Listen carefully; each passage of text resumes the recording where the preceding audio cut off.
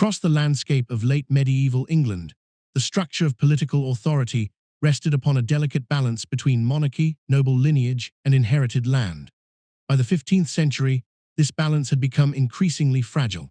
The kingdom had emerged from centuries of feudal development in which royal power depended heavily on the loyalty of powerful aristocratic families who governed vast territories, commanded armed retainers, and maintained influence across regional networks. The crown remained the central symbol of authority, yet its stability often depended on cooperation among competing noble houses. The physical environment of England shaped this system in subtle but important ways. The island's fertile lowlands supported agricultural communities whose labor sustained both rural estates and growing towns. Rivers such as the Thames, Severn, and Trent connected regions through trade routes, while forests and open countryside formed the boundaries of noble estates. Castles, manor houses, and cathedral cities anchored political and social life, creating a landscape where authority was both visible and territorial. By the early 15th century, England had already experienced long periods of external conflict. The later stages of the Hundred Years' War had tied the English monarchy to military campaigns across the English Channel, drawing heavily upon the resources of noble families and the crown's treasury. While these campaigns sometimes brought prestige and territorial gains, they also placed significant strain on royal finances and political stability at home. The reign of King Henry VI unfolded within this complex environment. Ascending the throne as an infant in 1422, Henry inherited a kingdom still engaged in continental war and governed by regency councils composed of leading nobles. Over time, disagreements within these ruling circles began to reveal deeper tensions about authority, succession, and governance. Some historians describe this period as one in which the mechanisms of royal administration struggled to maintain cohesion among powerful regional interests. As the decades progressed, disputes between prominent noble families increasingly intersected with questions surrounding the legitimacy and capability of the monarchy. Rival branches of the royal Plantagenet dynasty possessed genealogical claims that traced back through earlier kings. While such claims had long existed within the extended royal lineage, the weakening of centralized authority made them more politically significant. The social structure of England during this period further complicated matters. Noble households operated as centers of patronage, where retainers, knights, and local officials depended upon aristocratic leadership for employment, protection, and advancement. In times of political uncertainty, these networks could quickly transform from administrative systems into military followings. Local disputes sometimes escalated beyond regional boundaries when rival magnates aligned themselves with competing dynastic interests. Geography also influenced the distribution of power. Northern regions, border territories, and wealthy southern counties each possessed their own political traditions and noble alliances. As conflicts emerged, these regional loyalties would play an important role in determining which factions gained support across the kingdom. Archaeological evidence, surviving chronicles, administrative records, and genealogical studies allow historians to reconstruct the gradual development of these tensions. Rather than appearing suddenly, the conflicts that later became known as the Wars of the Roses developed through a series of political disagreements, shifting alliances, and institutional weaknesses within the English monarchy. Within this broader historical setting, the story that follows traces the emergence, escalation, and eventual resolution of a prolonged dynastic struggle that reshaped the English crown and redefined the relationship between monarchy and nobility. Chapter 1: Dynastic Origins of the Plantagenet Royal Line. Part 1. Across the landscapes of medieval England, royal authority did not exist in isolation. It developed through generations of inheritance, marriage alliances, and shifting interpretations of legitimacy. By the time the 15th century approached, the English crown stood at the center of an extensive dynastic network whose origins stretched back several centuries. The roots of this network can be traced to the establishment of the Plantagenet dynasty in the 12th century, when Henry II ascended the English throne in 1154. Henry II ruled over kingdoms shaped by earlier Norman institutions and by territories extending far beyond the English Channel. His authority was not confined solely to England. Through inheritance and marriage, he controlled lands in Normandy, Anjou, and Aquitaine, forming what historians often describe as the Angevin Empire. Although these territories were politically distinct, they created a broad sphere of influence for the Plantagenet family. Royal governance during this period depended on a combination of administrative reforms, legal institutions, and the loyalty of regional magnates who governed estates across varied landscapes. In the countryside of 12th century England, communities lived among open fields divided into strips cultivated by peasant households. Manor houses and stone castles marked the authority of local lords. Cathedrals and monasteries stood in towns that served as administrative and spiritual centers. Within this environment, the monarchy functioned as the highest layer of a hierarchical structure that linked rural communities to the crown through obligations of service, taxation, and allegiance. The early Plantagenet kings strengthened royal institutions that connected these layers of society. Henry II introduced reforms to the legal system, including the expansion of royal courts and the development of itinerant justices who traveled through counties to administer law.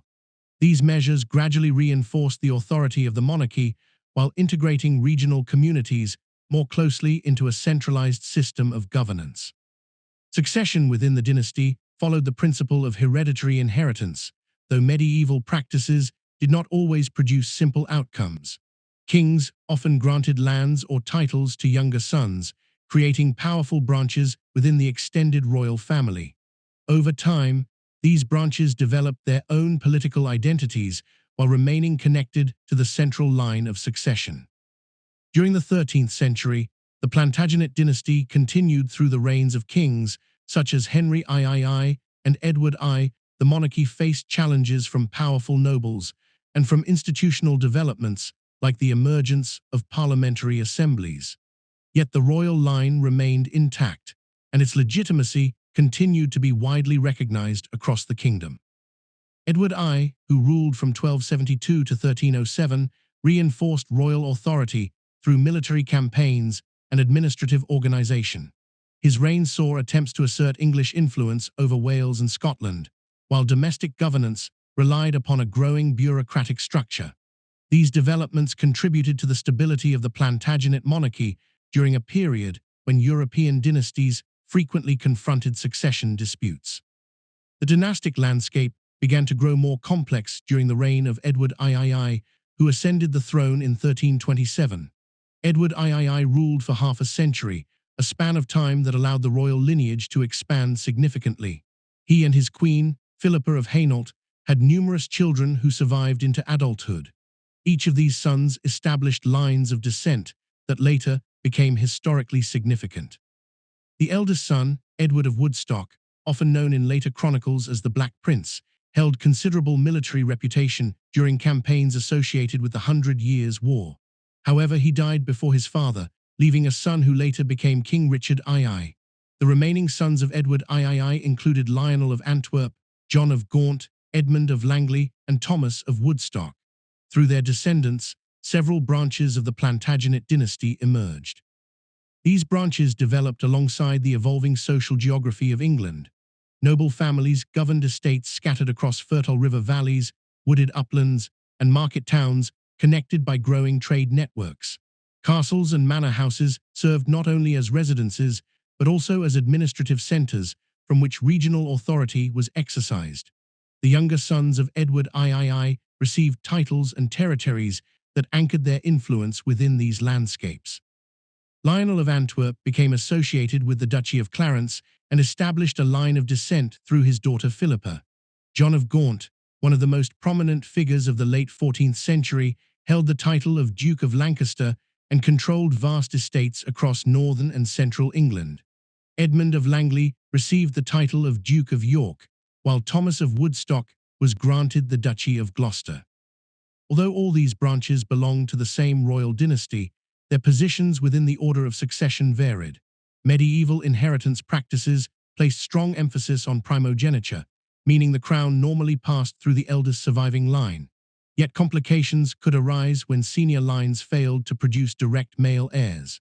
In such circumstances, genealogical interpretations sometimes differed, particularly when inheritance could pass through female lines.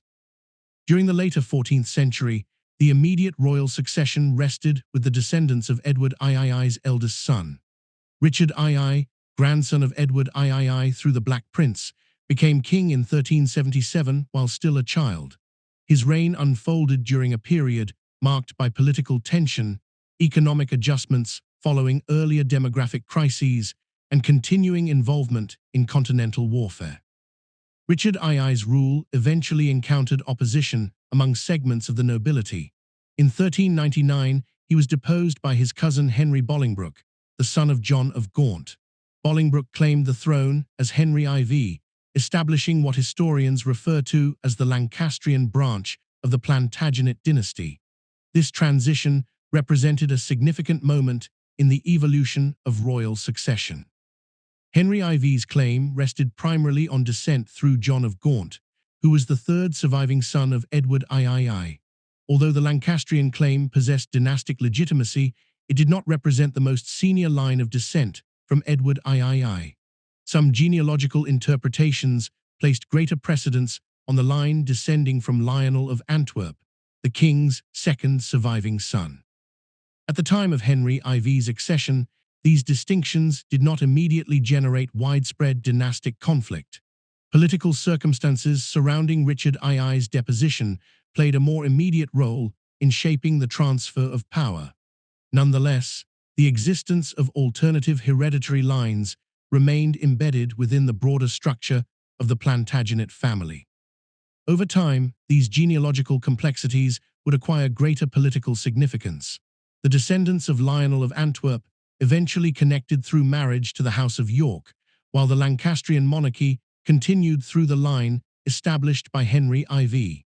The coexistence of these lines created a dynastic framework that later generations would interpret in different ways. Within the administrative records, chronicles, and genealogical documents preserved from the period, historians observe how awareness of lineage formed an important element of medieval political culture. Noble households carefully maintained family histories, tracing descent through both paternal and maternal lines. Such records were not merely ceremonial. They could serve as evidence in disputes over land, titles, and in rare circumstances, the crown itself. By the early 15th century, the Plantagenet dynasty had therefore evolved into a broad and interconnected family whose branches extended across many regions of England. Each branch possessed estates, alliances, and followers tied to its household. The structure itself remained stable for many decades, yet within its genealogical framework lay the conditions under which competing interpretations of succession could later emerge. The dynastic system appeared outwardly intact, sustained by inherited titles and long-standing institutions. But beneath the surface, the intricate lines of descent continued to shape how authority might be claimed when the circumstances of kingship began to shift. The Lancastrian monarchy established by Henry IV did not initially appear unstable. After securing the throne in 1399, Henry governed a kingdom whose administrative institutions had already matured through centuries of Plantagenet rule. Royal councils continued to function, sheriffs and local justices administered counties, and parliamentary assemblies were summoned to approve taxation and legislation. Across the countryside, agricultural routines proceeded largely unchanged as rural communities cultivated fields that followed seasonal cycles of planting, grazing, and harvest. Yet the circumstances of Henry IV's accession remained unusual within the long history of English monarchy. His claim rested not only on hereditary descent, but also on the act of deposition that removed Richard II from power. While many nobles supported this transition, the event introduced a precedent in which royal authority could be challenged and replaced under certain political conditions. Historians have often noted that this moment altered how succession might be understood in later generations. Henry IV ruled until 1413 and was succeeded by his son, Henry V the Younger King strengthened the Lancastrian monarchy through military campaigns in France, including the well-documented victory at the Battle of Agincourt in 1415.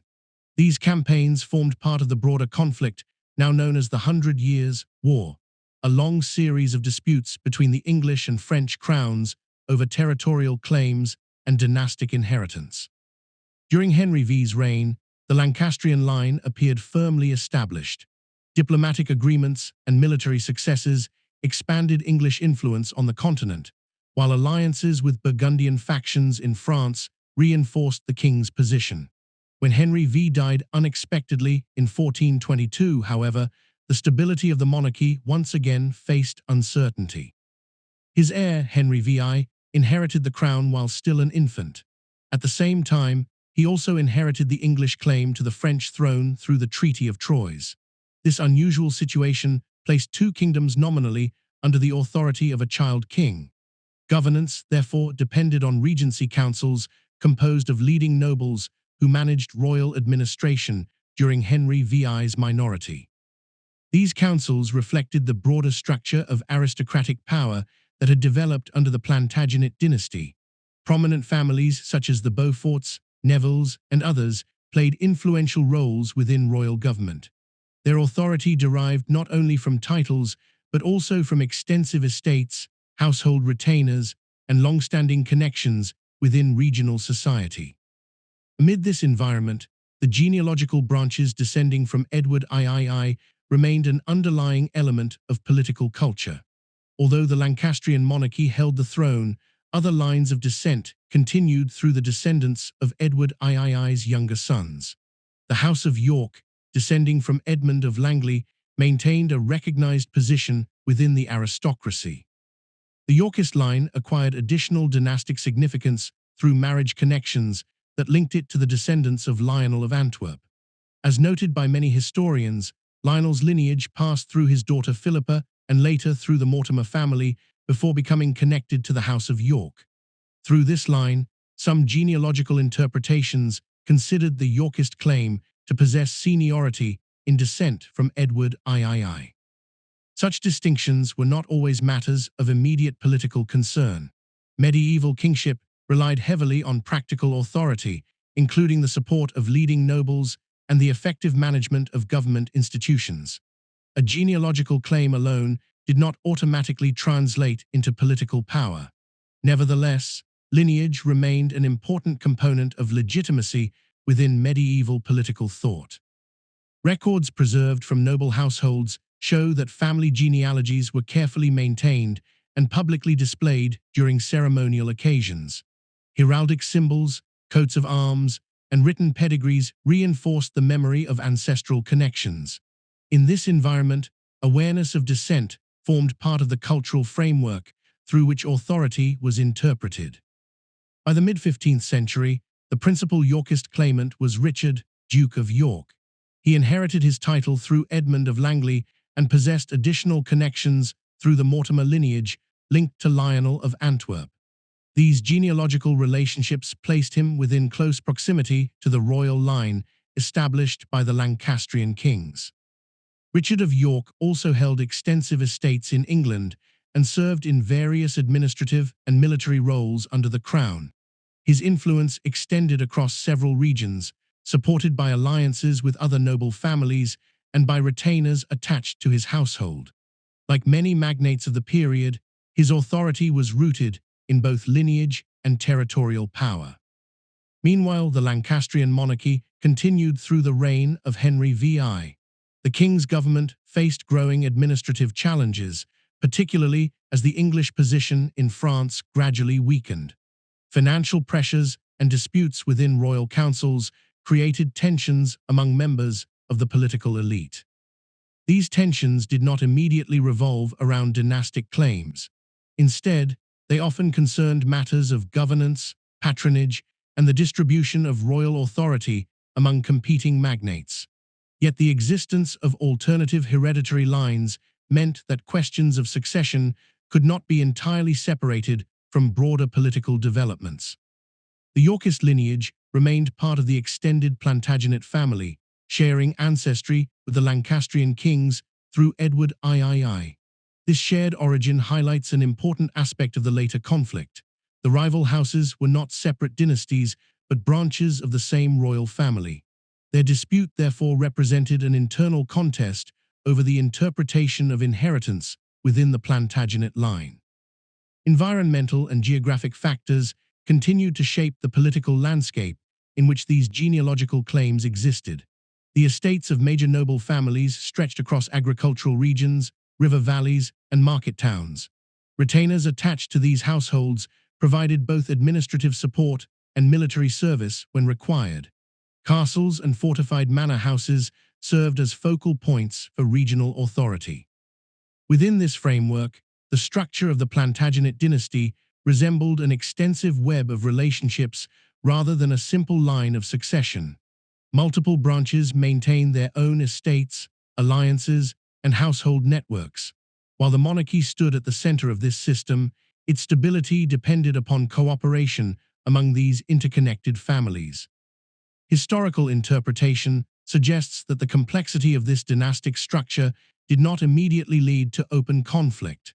For many decades, the various branches coexisted within a political order that accommodated both hereditary claims and practical governance.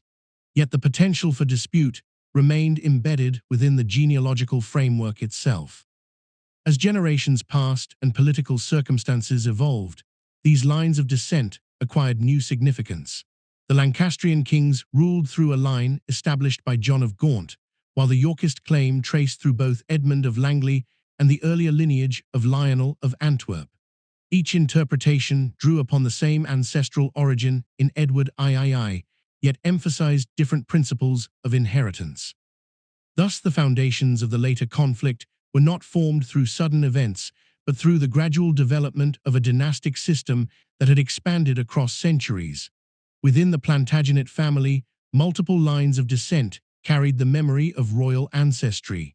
Titles, estates, and alliances connected these lines across the varied landscapes of England. Over time, the coexistence of these hereditary branches would become increasingly significant as questions surrounding governance and succession began to intersect. For the moment, however, the Plantagenet dynasty still appeared as a broad and interconnected lineage, whose authority rested upon traditions that had taken shape across generations. Within castles, manor halls, and administrative chambers, the records of descent remained carefully preserved. They traced the pathways of inheritance from king to heir, from parent to child, across the long span of the dynasty's history. And within those lines of ancestry, the structure of the royal family quietly endured, waiting for the circumstances that would one day bring its competing claims into sharper focus. In the 15th century, the governance of England extended far beyond the walls of the royal court. Authority was dispersed across a wide network of counties, estates, ecclesiastical jurisdictions, and noble territories. While the monarchy remained the formal center of political power, the practical administration of the kingdom depended heavily on regional structures that had developed gradually over centuries. These structures were closely tied to the geography of the land itself. England's landscape presented a mixture of fertile plains, wooded uplands, navigable rivers, and coastal ports. In the southern and eastern regions, broad agricultural lowlands supported dense networks of villages and market towns. Fields cultivated in open strips stretched across gently rolling countryside, where households worked according to seasonal rhythms shaped by climate and soil conditions. These agricultural zones provided the economic foundation that sustained noble estates and supplied the crown with taxation. Further north and west, the terrain became more varied. Hills, forests, and borderlands created environments where local authority often depended upon fortified residences and strong regional leadership. Along the Anglo-Scottish frontier, noble families maintained defensive responsibilities that required both military preparedness and close oversight of surrounding communities. The political geography of England therefore reflected not only administrative boundaries, but also environmental conditions that shaped patterns of settlement and authority. At the center of regional governance stood the county, an administrative unit whose origins reached back to earlier medieval institutions. Each county functioned as a jurisdiction where royal authority was represented through officials such as sheriffs and justices of the peace. These figures supervised legal proceedings, collected certain taxes, and coordinated the enforcement of royal directives. Yet in practice, much of this authority depended upon cooperation with local landholders and members of the gentry. Noble estates formed the backbone of this system. Large aristocratic families controlled extensive tracts of land distributed across several counties. These estates included agricultural manors, woodland resources, and market rights attached to nearby towns. Within their domains, noble households managed economic production, oversaw tenant obligations, and maintained administrative records that documented rents, labor services, and legal agreements. The physical presence of these estates could be seen in manor houses and castles that stood above surrounding villages. Some were ancient stone fortifications dating back to the Norman period, while others had evolved into more residential structures surrounded by gardens, courtyards, and administrative offices. These buildings served not only as homes for noble families, but also as centers of regional governance, where officials, clerks, and retainers gathered to manage estate affairs. Travel between these centers of authority occurred along networks of roads that connected counties and market towns. Rivers also played an important role in linking distant regions. Waterways such as the Thames, Severn, and Trent allowed goods to move between inland communities and coastal ports. Grain, wool, and other commodities flowed through these channels, supporting both domestic trade and international commerce. Ports along England's southern and eastern coasts formed gateways to continental markets. Towns such as Southampton, London, and other coastal settlements maintained commercial ties with merchants across the English Channel and the North Sea. Trade networks carried English wool to textile centers in Flanders, while returning ships brought finished cloth, wine, and other goods to English harbors. These exchanges enriched certain noble families whose estates were closely connected to commercial activity. Within the interior of the country, market towns functioned as gathering places where agricultural products were exchanged and administrative matters addressed. Weekly markets and seasonal fairs attracted merchants, craftsmen, and farmers from surrounding villages. Local officials often held court sessions in these towns, allowing disputes to be heard and agreements recorded within formal legal frameworks. The political geography of England was therefore layered. Royal authority flowed outward from the crown through administrative offices, yet it relied upon cooperation with local elites who possessed intimate knowledge of regional conditions. The gentry, knights, and lesser landholders who occupied this intermediate position served as a bridge between rural communities and higher levels of government. Aristocratic families often maintained influence across several regions simultaneously. Through inheritance and marriage alliances, estates might be scattered across distant counties. This distribution created networks of loyalty that extended beyond local boundaries. A noble household based in one region could command support from retainers living many miles away, forming connections that linked diverse landscapes under a single family's authority. The northern counties presented particularly distinctive conditions. Proximity to Scotland required the presence of experienced military leadership, and certain noble families developed reputations as guardians of the frontier. Castles positioned along strategic routes served both defensive and administrative roles. Their garrisons monitored border activity while also protecting surrounding agricultural communities from raids and disputes. In contrast, the more densely populated southern counties tended to emphasize agricultural productivity and commercial exchange. Fertile soils supported prosperous estates whose revenues derived largely from grain cultivation, livestock, and wool production. These regions contributed significantly to the financial resources of the crown through taxation and trade. Ecclesiastical institutions formed another important element of regional authority. Bishops, abbots, and cathedral chapters controlled lands and revenues comparable in scale to many noble estates. Monasteries maintained farms, mills, and workshops that supported both religious life and economic activity. Their estates were integrated into the wider landscape of governance, often cooperating with secular authorities in matters of law and administration. These religious foundations also influenced the intellectual life of the period. Scriptoria, schools, and libraries within monasteries preserved historical records and legal documents. Chronicles produced by clerical writers would later become important sources for historians seeking to reconstruct the political and social conditions of 15th century England. Across this varied environment, regional power rarely existed in isolation. Alliances between noble families were reinforced through marriage, shared administrative service, and participation in royal councils. Over time, these relationships created clusters of influence that extended across neighboring counties. The result was a political landscape defined by overlapping jurisdictions and loyalties. Authority moved along pathways shaped by geography, inheritance, and long-standing social relationships.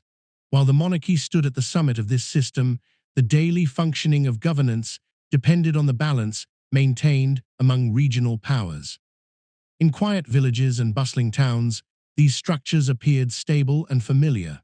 The routines of agriculture, trade, and local administration continued through the passing seasons. Yet beneath this apparent stability, the distribution of regional authority had already begun to influence how political alliances would later take shape.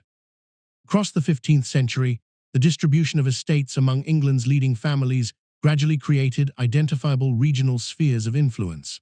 Although the monarchy maintained formal authority over the entire kingdom, the practical exercise of power often rested with magnates whose lands and households extended across multiple counties. These aristocratic figures acted as intermediaries between the crown and the local communities that lived within their territories. The organization of noble estates followed patterns that had developed over many generations.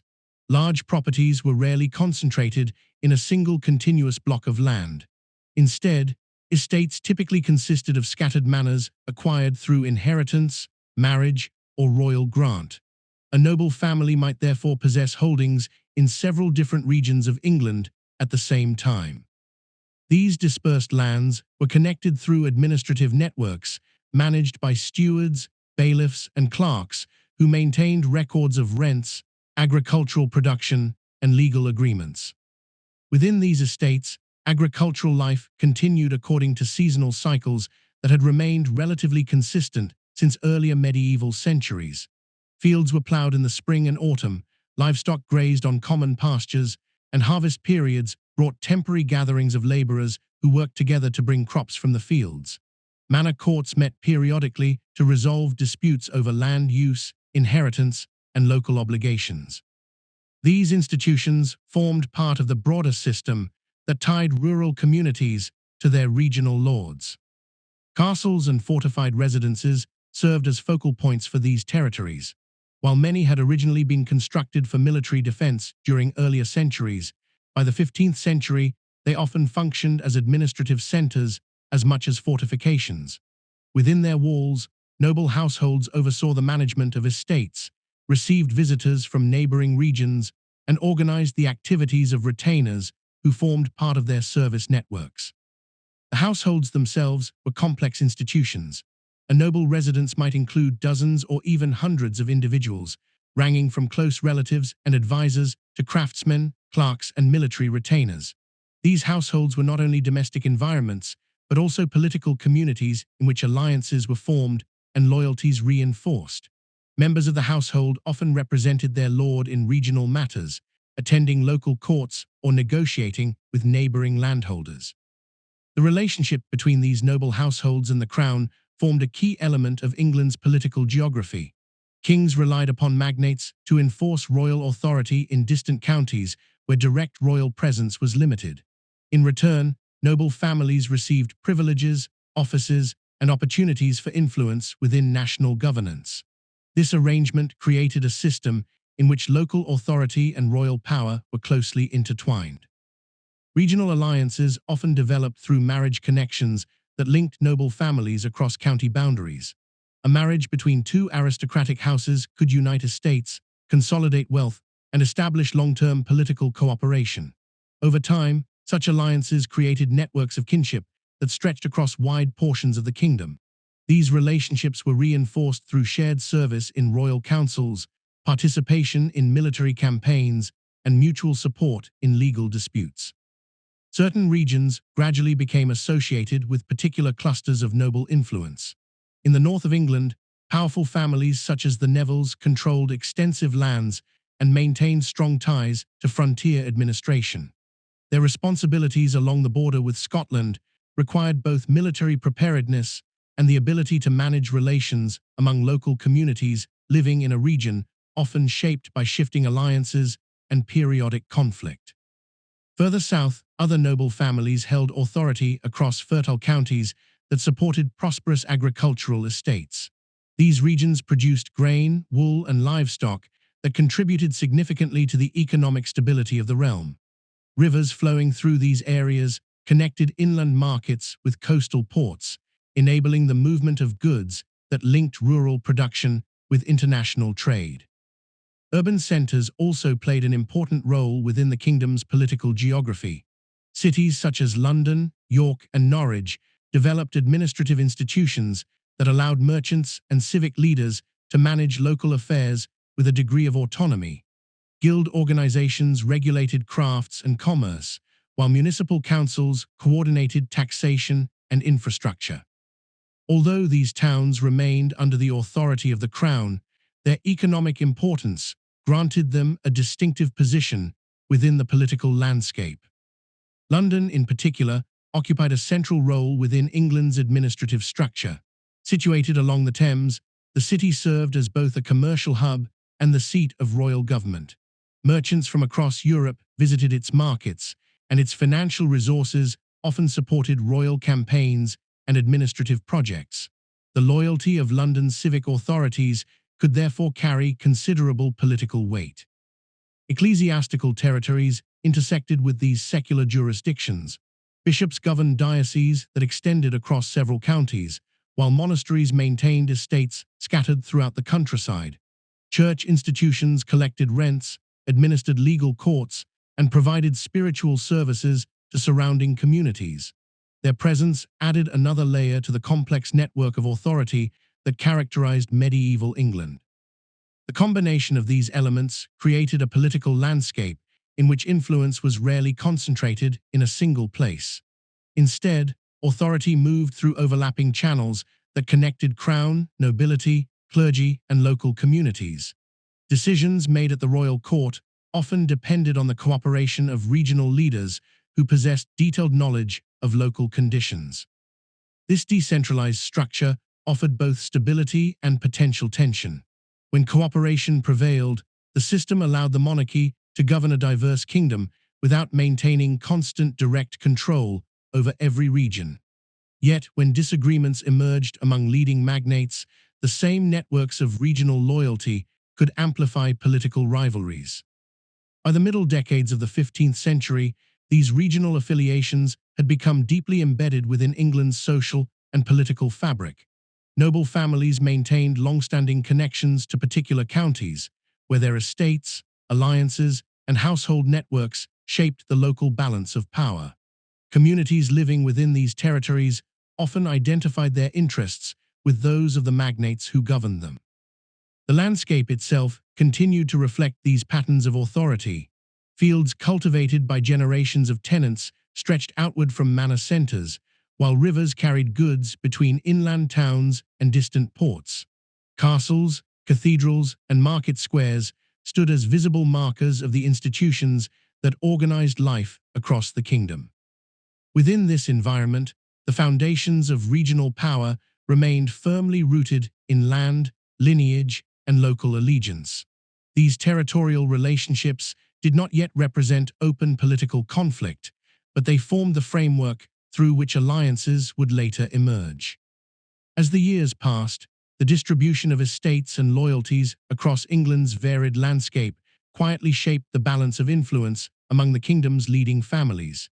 In the fields, towns, and fortified residences scattered throughout the countryside, the structures of regional authority continued their steady, familiar rhythm within the broader order of the realm. Across the English countryside of the 15th century, daily life unfolded according to rhythms that had developed gradually over generations. Fields, pastures, rivers, and small settlements formed the landscape in which most people lived and worked. While political events at the royal court could influence taxation or military service, the routines of ordinary communities were shaped primarily by agriculture, local markets, and the management of land. The English economy during this period remained overwhelmingly agrarian. A large proportion of the population lived in rural villages, where households cultivated crops, tended livestock, and managed small plots within the broader framework of manorial estates. These estates formed the basic economic unit of rural society. Each manor consisted of fields divided among tenants, pastureland shared by the community, woodland used for fuel and construction materials, and the lord's domain land cultivated for the benefit of the estate owner. Agricultural activity followed the cycle of the seasons. In early spring, fields were prepared for planting, and teams of oxen or horses pulled plows across the soil. Crops such as wheat, barley, oats, and rye formed the foundation of rural production. These grains provided bread and other staples that sustained both village households and urban populations. In late summer and early autumn, harvest periods required the coordinated labor of entire communities as crops were gathered and stored before the onset of colder weather. Livestock also played a central role in the rural economy. Sheep grazed on open pastures and produced wool that became one of England's most valuable exports. Cattle provided dairy products, leather, and draft power for agricultural work. Pigs were raised in woodland areas where they could forage among fallen acorns and other natural resources. These animals contributed not only to local subsistence, but also to the wider networks of trade that connected rural regions to market towns. The organization of these agricultural activities often followed the open field system, a method of land management in which large fields were divided into long strips cultivated by individual households. Although each family worked its assigned plots, decisions about crop rotation and land use were made collectively within the village community. This arrangement required cooperation among neighbors and reflected long-standing customs governing the shared use of land. Manorial estates provided the administrative structure that coordinated these activities. At the center of each estate stood the manor house or administrative hall, where estate officials managed records of rents, labor obligations, and legal disputes. Manorial courts met periodically to address matters such as inheritance of tenant holdings, enforcement of agricultural regulations, and settlement of conflicts among villagers. Written records preserved from these courts offer historians valuable insight into the daily concerns of rural communities. The authority of the estate owner, whether a noble family or an ecclesiastical institution, extended over both economic and legal matters. Tenants typically held their land in exchange for rent payments, agricultural labor, or other services owed to the lord of the manor. Some tenants possessed relatively secure holdings passed down through generations, while others occupied land under shorter agreements or seasonal arrangements. The social composition of rural communities included a range of economic positions. Wealthier peasants sometimes managed larger holdings and employed hired laborers during busy agricultural seasons. Smaller households cultivated limited plots and supplemented their income through crafts, seasonal work, or the sale of surplus produce. These variations created a local hierarchy within villages that coexisted with the broader authority of the manorial estate. The demographic transformations that followed the Black Death in the mid-14th century continued to influence these economic relationships during the 15th century. The dramatic population decline caused by the epidemic had reduced the number of available laborers across many regions of England. As a result, surviving workers often possessed greater bargaining power when negotiating wages or tenancy conditions. Research based on surviving manorial records suggests that some landlords adapted by offering more flexible agreements to attract tenants. In certain areas, labor services previously required of peasants were gradually replaced with monetary rents. This transition reflected a broader shift toward a more market-oriented rural economy, although traditional obligations persisted in many estates. The environment in which these changes occurred remained closely tied to the natural landscape. Rivers provided water for mills that ground grain into flour, while woodland areas supplied timber for building and fuel for heating. Seasonal weather patterns influenced both agricultural productivity and the availability of labor. Harsh winters, heavy rainfall, or poor harvests could disrupt village economies and create uncertainty for households dependent on stable food supplies. Beyond the villages, market towns served as points of exchange where agricultural goods entered wider commercial networks. Farmers traveled along local roads to bring grain, wool, livestock, and dairy products to weekly markets. Merchants and craftsmen gathered in town squares where trade occurred under the supervision of local officials who regulated weights, measures, and pricing practices. These towns also supported specialized crafts that were difficult to sustain in smaller villages. Blacksmiths forged tools for farming and construction, while carpenters, weavers, and tanners produced goods used in everyday life. Workshops clustered along narrow streets where apprentices learned their trades under the guidance of experienced masters. Guild organizations often regulated these crafts. Membership in a guild provided a framework for training apprentices, maintaining standards of workmanship, and organizing economic cooperation among artisans. Guild halls served as meeting places where members discussed trade practices, coordinated charitable activities, and participated in civic ceremonies connected to the religious calendar. The relationship between rural estates and urban markets formed an essential component of the English economy. Wool produced on country pastures traveled through merchant networks that eventually connected with textile industries in regions such as Flanders. In return, imported cloth, wine, and manufactured goods entered English markets through coastal ports before reaching inland towns. These commercial exchanges were made possible by the gradual improvement of transportation routes. Roads connecting villages and towns allowed carts and pack animals to carry goods across the countryside. Rivers remained particularly valuable for transporting bulk commodities, as boats could move heavier loads more efficiently than land travel alone. Within both villages and towns, households formed the basic unit of economic life. Families organized labor according to age and skill, with children gradually learning agricultural tasks or craft techniques from older relatives. Household production often combined multiple activities, including farming, spinning wool, brewing ale, or maintaining small gardens that supplemented food supplies. Across England's varied landscape, these routines continued with steady regularity. The economic foundations of the kingdom rested upon countless communities whose daily work sustained both local livelihoods and the broader structures of governance.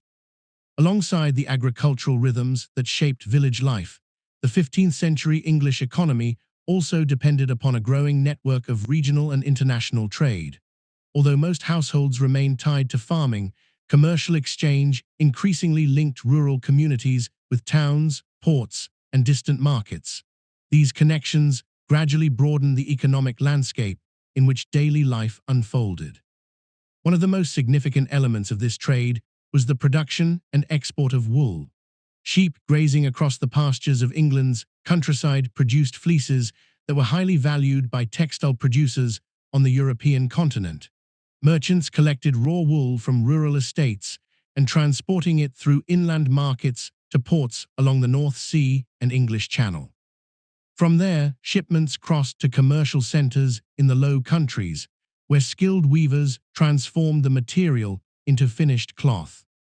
This wool trade had developed over several centuries and remained a central component of England's economy during the 15th century. Large landholders often managed flocks on extensive grazing lands, while smaller producers contributed to local supply. Royal taxation sometimes relied heavily on duties placed upon exported wool, meaning that fluctuations in this trade could affect the financial resources available to the crown. At the same time, cloth production within England itself began to expand. In towns across East Anglia, the West Country, and parts of the Midlands, Artisans worked with locally produced wool to manufacture textiles for domestic and international markets. Workshops organized around spinning, weaving, and dyeing created employment opportunities that extended beyond strictly agricultural labor. These industries were closely regulated by craft guilds, which maintained standards of quality and supervised training within each trade. Apprentices entered these guilds at a young age, often living in the households of their masters while learning the techniques of their craft. Over time, successful apprentices could become journeymen and eventually masters themselves, gaining the right to operate independent workshops. The presence of these crafts contributed to the development of urban communities whose economic activity differed from that of rural villages. Narrow streets lined with timber-framed houses and shopfronts formed the centers of towns where artisans, merchants, and officials lived in close proximity. Market squares provided open spaces for trading goods, while parish churches served as both spiritual centers and gathering places for civic events. Urban populations remained relatively small by modern standards, yet they played an essential role in the kingdom's economic system. Towns served as administrative centers where royal officials collected taxes, recorded legal agreements, and managed commercial regulation. Merchant groups maintained connections with trading partners abroad, particularly in ports that handled international shipping. London stood at the heart of this network. Located along the Thames River, the city functioned as England's principal commercial and administrative centre. Merchants arriving by sea or river unloaded goods at its docks, while warehouses and markets distributed commodities throughout the kingdom. Financial transactions conducted within London often influenced broader patterns of trade and taxation across the realm.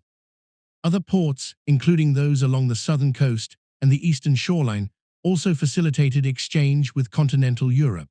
Ships carried English agricultural products outward, while returning with items such as wine from France, metal goods from the Baltic region, and luxury textiles from Mediterranean markets. These imports circulated through merchant networks before reaching inland towns and rural estates. Despite these expanding commercial activities, the majority of people continued to live within agrarian communities where daily routines were shaped by land management and household production. Families typically organized their work around the needs of the farm. Men, women, and children all participated in tasks ranging from plowing fields and tending livestock to spinning thread and preparing food. Domestic production played an important role in sustaining these households. Wool spun within village homes might later be sold at nearby markets, while gardens produced vegetables that supplemented grain-based diets. Brewing ale was another common activity, with surplus quantities sometimes sold to neighbors or travelers passing through local roads. The diet of rural households depended largely upon what could be grown or raised locally. Bread formed the central component of daily meals, accompanied by vegetables, dairy products, and occasionally meat. Seasonal variation influenced the availability of certain foods, particularly during late winter months when stored supplies became limited. Noble estates and wealthy households experienced different patterns of consumption. Large manor houses required steady supplies of grain, meat, fish, and imported goods to support both the resident family and the numerous servants, officials, and retainers who formed part of the household. Estate administrators therefore managed complex supply systems that drew resources from multiple manors and markets. These aristocratic households also functioned as centers of patronage. Craftsmen, musicians, clerks, and scholars sometimes found employment within noble residences, where their work contributed to the cultural and administrative life of the estate. Feasts, religious observances, and formal gatherings reinforced social hierarchies while connecting noble families with regional communities. Environmental conditions continued to shape these economic patterns. Weather fluctuations could influence harvest yields, grazing conditions, and river transport. Years of abundant crops often produced relative stability, while poor harvests created difficulties for both rural households and urban markets dependent upon agricultural supply. Historical evidence from manorial accounts and municipal records suggests that communities developed practical methods for coping with such variations. Grain storage, diversified crop cultivation, and regional trade networks allowed surplus production in one area to help compensate for shortages elsewhere. These systems were not always sufficient to prevent hardship, but they formed part of the resilience built into the late medieval economy. Across England's countryside and towns, the economic life of the 15th century therefore reflected a balance between long-established agricultural traditions and gradually expanding commercial connections. Villages remained rooted in the cultivation of land, while markets and trade routes extended the reach of local production into wider networks. Within farmsteads, workshops, and market streets, daily labor continued through the changing seasons. The work of countless households sustained the economic foundation upon which the political structures of the kingdom ultimately depended. As the 15th century progressed, these familiar patterns of agriculture, craft production, and regional exchange persisted across England's varied landscapes, quietly supporting the communities whose lives unfolded far from the centers of royal decision-making. Across 15th century England, the authority of the aristocracy extended well beyond individual titles or estates. Noble power was sustained through households that functioned as complex institutions, combining domestic life with administration, military organization, and social leadership. Within castles, manor houses, and urban residences, these households formed the centers from which noble families managed their lands and exercised influence across surrounding regions. The physical environment of these residences varied according to geography and wealth. In rural counties, large stone castles often occupied elevated ground overlooking fields, rivers, or market routes. Many had been constructed during earlier centuries of defensive conflict, yet by the 15th century, their role had expanded beyond military protection. Within thick walls and fortified gates, noble families maintained chambers, halls, chapels, kitchens, and storage areas that supported the daily functioning of a large household. In other regions, particularly in prosperous agricultural counties, fortified structures were gradually supplemented by manor houses designed more for residence than defense. These buildings typically stood at the center of landscaped estates, surrounded by orchards, gardens, and agricultural lands worked by tenants. Though less imposing than earlier castles, they still represented visible symbols of authority within the countryside. Within these residences, noble households operated as organized communities. A single aristocratic household might contain dozens or even hundreds of individuals. Family members lived alongside administrators, clerks, chaplains, cooks, stable attendants, craftsmen, and military retainers. Each individual occupied a defined role within a carefully structured hierarchy that mirrored the broader social order of medieval England. At the center of this structure stood the noble lord or lady who governed the estate. Their authority rested not only on inherited titles, but also on the effective management of lands, finances, and regional relationships. Estate officials assisted in these tasks. Stewards oversaw the administration of property and supervised local officers who managed individual manors. Clerks maintained written accounts of rents, legal agreements, and expenditures, creating records that documented the economic life of the household. Daily life within a noble residence followed a routine shaped by both practical responsibilities and ceremonial traditions. Large halls served as communal spaces where meals were taken and guests received. Household members gathered at long tables, arranged according to rank, reinforcing the social distinctions that defined aristocratic culture. Religious observances also played a regular role in daily life, with chapels within the residence providing space for prayer and liturgical services. Military retainers formed another important element of the household. These men, often drawn from knightly or gentry backgrounds, pledged service to the noble family in exchange for wages, land grants, or other forms of patronage. In times of conflict, they could be called upon to assemble armed contingents that supported the lord's interests. During periods of peace, they performed administrative duties, accompanied their patron on travels, or represented the household in regional matters. The structure of these households contributed directly to the political influence of the aristocracy. Because many noble estates were scattered across multiple counties, household officials traveled regularly between properties to supervise local management. Their presence ensured that tenants fulfilled obligations and that legal disputes were addressed through established procedures.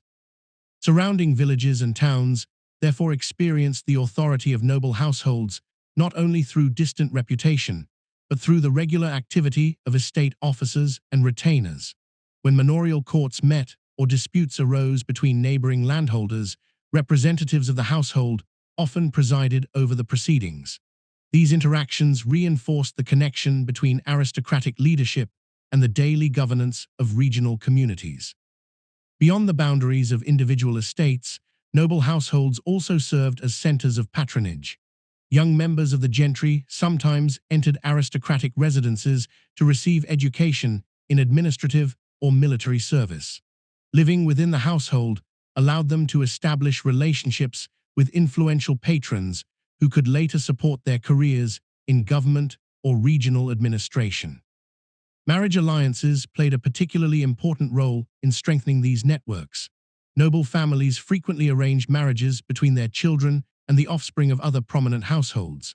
Such unions joined estates, combined wealth, and reinforced alliances that extended across multiple regions. Genealogical records preserved within aristocratic families carefully documented these connections, emphasizing the importance placed upon lineage and inherited status. Through these marriages and patronage relationships, aristocratic influence spread outward in widening circles. Knights and lesser gentry who served a noble household might themselves govern smaller estates and maintain connections with neighboring communities. Their loyalty to the greater household created layers of affiliation that linked numerous localities to a single aristocratic center. These relationships formed what historians often describe as affinities. An affinity consisted of individuals who maintained formal or informal ties of service to a particular noble leader. Members of an affinity could include household retainers, regional landholders, legal advisors, and even urban officials whose economic interests aligned with the patron. Affinities were not rigid institutions, but flexible networks built upon mutual obligations. A patron offered protection, employment, and opportunities for advancement. In return, followers provided loyalty and support in administrative or military matters. Written agreements sometimes formalized these arrangements, specifying the terms of service and compensation. Across England's countryside, the presence of these networks shaped patterns of authority that extended beyond the direct control of the crown. While royal government provided the overarching framework of law and administration, much of the practical management of society depended upon the cooperation of these aristocratic households and their affiliated followers. Within manor halls and castle chambers, daily routines continued according to traditions that had developed across generations. Clerks recorded accounts by candlelight, retainers gathered in courtyards for training or travel, and household servants moved quietly through kitchens and storerooms preparing provisions for the day. Beyond the walls of noble residences, the influence of aristocratic households extended across layers of English society. Beneath the highest ranks of the nobility existed a broad group commonly described as the gentry. These individuals held smaller estates than the great magnates, but nonetheless possessed considerable local authority. Knights, esquires, and landed gentlemen often served as intermediaries between powerful aristocratic families and the communities living within their regions. The gentry typically managed manorial properties that included tenant farms, woodlands, and small villages. Their responsibilities resembled those of larger noble estates, though on a reduced scale. They supervised agricultural production, presided over local legal matters, and ensured that obligations owed to higher authorities were fulfilled. Through such activities, they formed an essential layer within the hierarchical structure of medieval English society.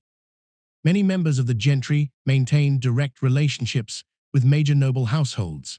Some had previously served as retainers or administrative officials within aristocratic residences, while others established connections through marriage alliances or shared service in royal administration. These relationships created pathways through which influence and information moved between local communities and the broader political world of the kingdom. Knights and lesser landholders also participated in the system of affinities that surrounded powerful noble patrons. Formal agreements known as indentures sometimes recorded the terms of these relationships. In such documents, a follower pledged loyalty and service to a patron in exchange for financial support, legal protection, or opportunities within government service.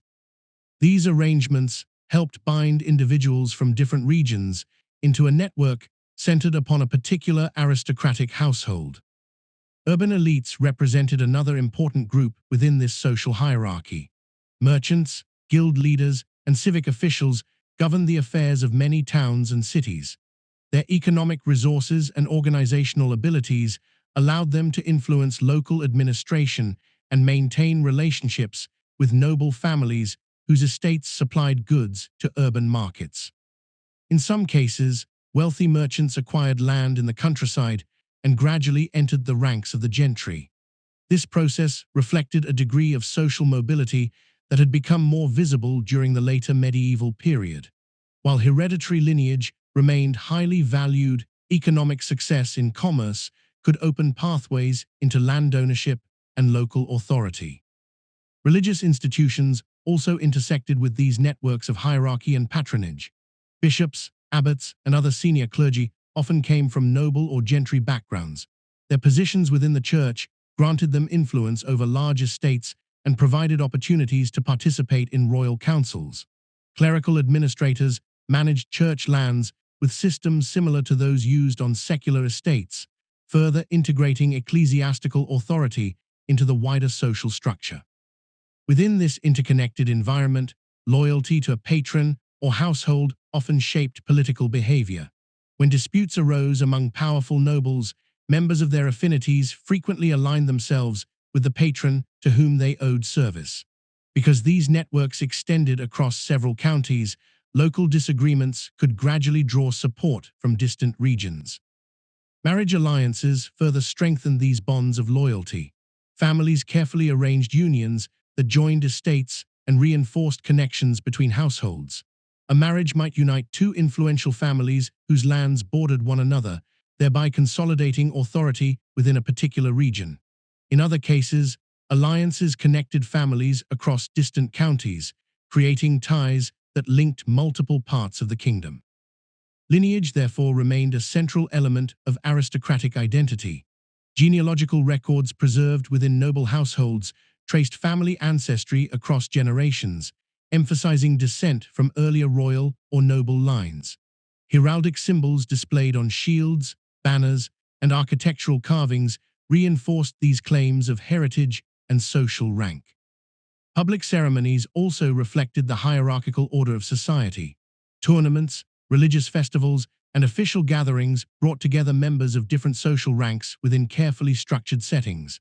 Seating arrangements, clothing, and ceremonial roles indicated each participant's status within the broader social framework. Such events reinforced the distinctions that separated nobles, gentry, clergy, and commoners. Yet despite these visible distinctions, the functioning of society depended upon cooperation among all levels of the hierarchy. Noble families required the administrative skills of clerks and stewards, the legal expertise of trained officials, and the agricultural labor of tenants whose work sustained estate revenues. Each group occupied a defined place within a system that connected household governance to regional stability. The system of affinities provided a flexible means of organizing these relationships. Because allegiance to a patron could extend across multiple regions, affinities sometimes linked individuals who had never lived near one another. A knight in one county might share loyalty with another follower serving the same patron many miles away. Through these ties, noble households maintained a presence across wide territories.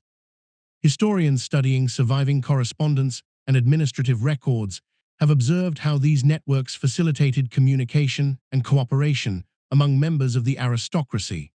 Messengers traveled between estates carrying letters that discussed legal disputes, financial arrangements, and political developments. Such exchanges allowed noble families to coordinate their activities, even when separated by considerable distances. During periods of relative peace, these networks supported stable governance. Noble patrons could resolve local conflicts, organize defense against external threats, and assist the crown in maintaining order across the kingdom. Their households provided administrative capacity that complemented the formal structures of royal government. At the same time, the strength of these loyalties meant that disagreements among leading magnates could resonate widely through the social hierarchy. Followers who had pledged service to a particular patron might feel obligated to support that patron's position in disputes with rival households. Because affinities extended across many regions, conflicts among nobles could involve participants drawn from a broad geographic area. For much of the 15th century, however, these relationships remained part of the established fabric of English society.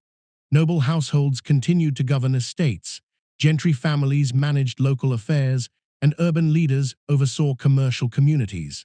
The routines of administration, patronage, and alliance building persisted through successive seasons.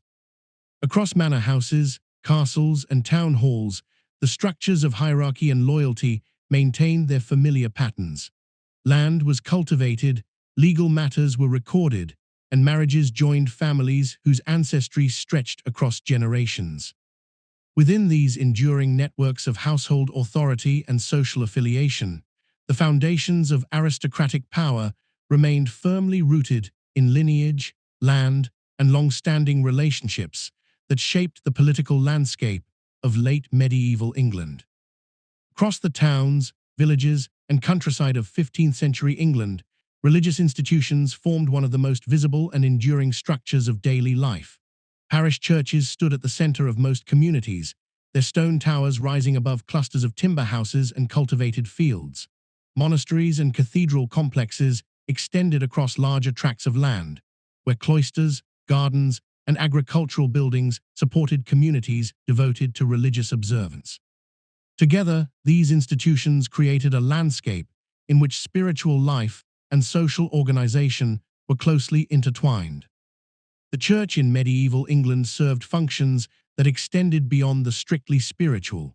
Parish clergy conducted religious services, administered sacraments, and provided guidance on matters of faith and morality. At the same time, churches operated as gathering places where local announcements were made, agreements witnessed, and community concerns discussed. The regular rhythm of the liturgical calendar structured the passing of time, marking seasons through festivals, fasts, and commemorations. Daily worship and annual religious observances shaped the experiences of both rural and urban communities. Bells from parish towers signaled the hours of prayer, while feast days brought processions and gatherings that connected spiritual devotion with communal celebration. Even in remote villages, the church building functioned as a focal point where households assembled to participate in shared rituals. Monastic institutions represented another prominent feature of this religious landscape. Benedictine, Cistercian, Augustinian, and other orders maintained monasteries scattered across England's regions. Within enclosed precincts, monks followed structured routines of prayer, study, and labor.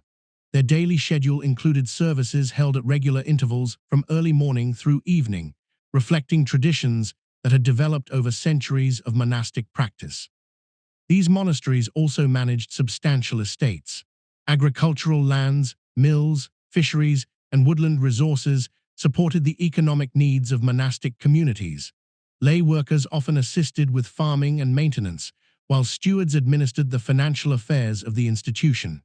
Through these activities, monasteries became integrated into the broader rural economy alongside secular estates. Cathedral centers occupied an even larger role within the religious and administrative structure of the kingdom. Each cathedral served as the seat of a bishop who governed a diocese encompassing numerous parishes. Bishops supervised clergy, oversaw ecclesiastical courts, and managed the revenues generated by church lands. Their authority extended across wide territories, connecting local religious life with the higher levels of ecclesiastical administration. Within cathedral precincts, chapters of canons performed liturgical services and maintained educational institutions that trained future clergy. Schools associated with cathedrals sometimes provided instruction in grammar, theology, and elements of classical learning. Through these centers of study, religious institutions contributed to the intellectual life of medieval England. Pilgrimage formed another significant dimension of religious culture. Individuals and groups traveled to shrines associated with saints whose relics were believed to possess spiritual significance. Among the most well-known destinations was the Shrine of Thomas Becket at Canterbury Cathedral, which attracted visitors from many regions of England and beyond. Pilgrimage routes passed through towns and countryside, creating patterns of movement that connected distant communities through shared devotional practices. Along these routes, travelers encountered hospices, monasteries, and parish churches that offered shelter and hospitality. Pilgrimages were often undertaken as acts of penance, thanksgiving, or personal devotion. The journeys themselves reinforced the sense that religious identity extended beyond individual parishes to encompass the broader Christian community. Religious imagery also shaped the cultural environment of the period. Churches contained painted panels, stained glass windows, and carved sculptures that depicted scenes from scripture or the lives of saints. These images served as visual forms of instruction for congregations, illustrating stories and teachings that were central to Christian belief. The production of such works required the skills of artisans who specialized in sculpture, painting, and decorative craftsmanship.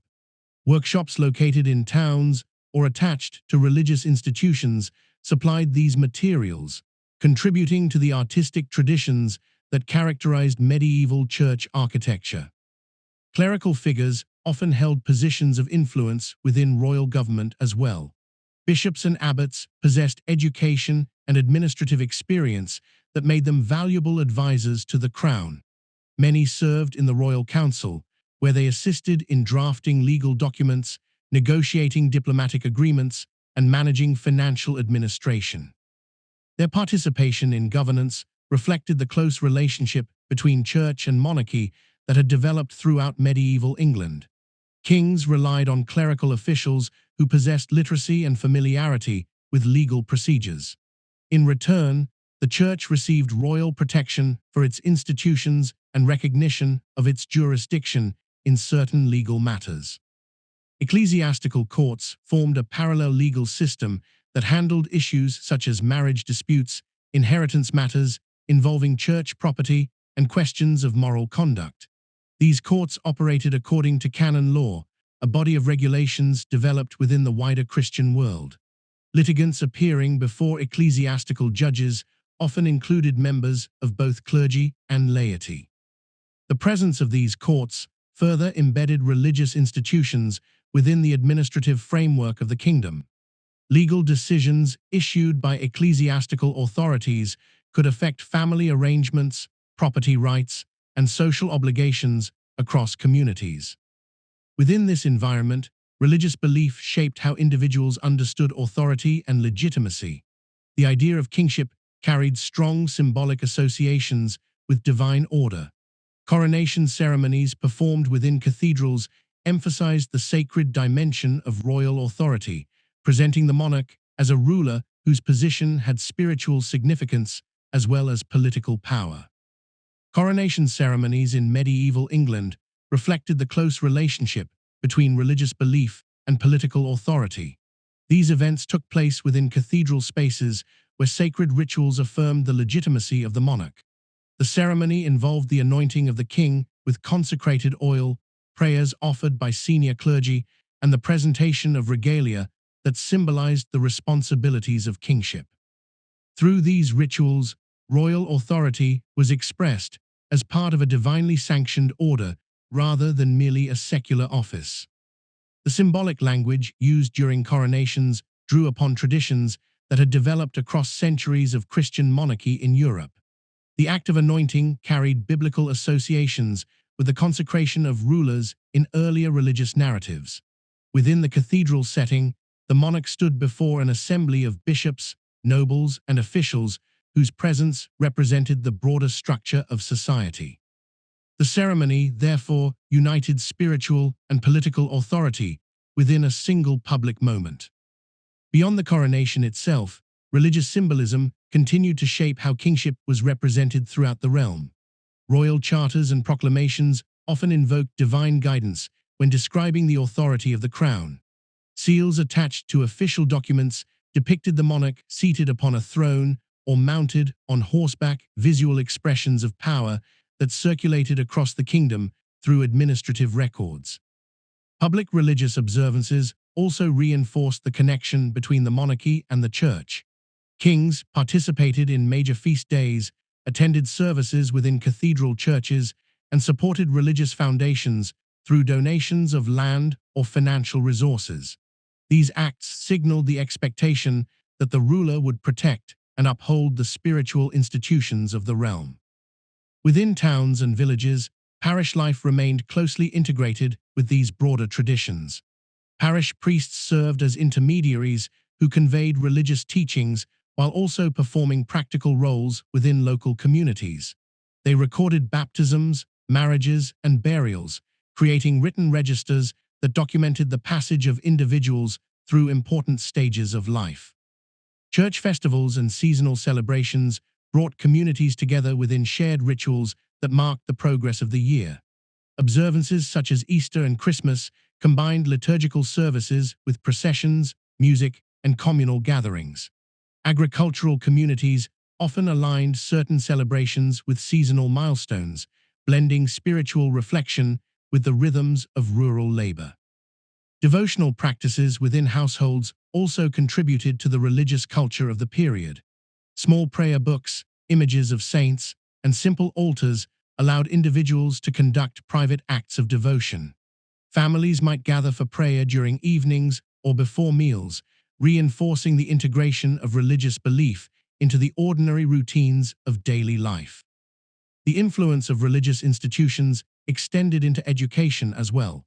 Cathedral schools and monastic centers offered instruction in reading, writing, and theological study for individuals preparing to enter the clergy. Some students who received this training later served in royal administration, where their literacy and familiarity with legal documents proved valuable in managing government affairs. Scholars working within these institutions preserved historical texts, copied manuscripts, and recorded chronicles describing events of their time. Monastic libraries therefore functioned as repositories of knowledge that preserved legal, religious, and historical writings for future generations. Many of the surviving accounts that historians consult today were originally produced within these religious settings. Religious charity also formed an important aspect of the Church's presence in society. Monasteries and parish institutions often distributed food or assistance to individuals facing hardship. Hospitals associated with religious foundations provided care for the sick, the elderly, and travelers. These activities reinforced the perception that the Church played a vital role in sustaining the well-being of the community. At the same time, ecclesiastical leaders maintained a voice within the political discussions of the kingdom. Bishops frequently attended sessions of the royal council, where they contributed legal expertise and diplomatic experience. Some also represented English interests in negotiations with foreign powers, particularly in matters involving church property or international alliances. Because bishops governed large dioceses and controlled substantial resources, their cooperation remained important to the functioning of royal administration. The monarchy often consulted senior clergy when addressing disputes involving land, inheritance, or regional authority. In this way, religious institutions remained closely integrated with the mechanisms of governance. Religious language also shaped the interpretation of political events. Chroniclers writing within monasteries described developments in terms that reflected moral or spiritual understanding. Victories, defeats, natural disasters, and periods of prosperity were sometimes interpreted as expressions of divine favor or warning. While modern historians approach such interpretations with caution, these writings reveal how contemporaries understood the relationship between faith and political life. Within parish churches and cathedral spaces, sermons delivered by clergy addressed themes of justice, duty, and the responsibilities of rulers and subjects alike. These teachings reinforced ideas about order within society, presenting the monarchy, the church, and the social hierarchy as interconnected elements within a divinely structured world. The physical presence of churches across England's landscape reflected this worldview. Stone towers rising above villages, abbey complexes surrounded by cultivated land, and cathedral spires visible above city rooftops served as constant reminders of the church's place within society. Bells ringing across fields and streets marked the passing hours and called communities together for worship.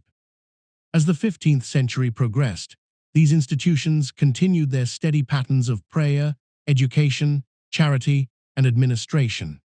Parish priests conducted services for rural congregations, monks followed their daily cycles of devotion within cloisters, and bishops traveled through their dioceses, overseeing clergy and managing church affairs. Within these familiar rhythms, religious institutions sustained the symbolic framework through which authority, legitimacy, and social order were understood.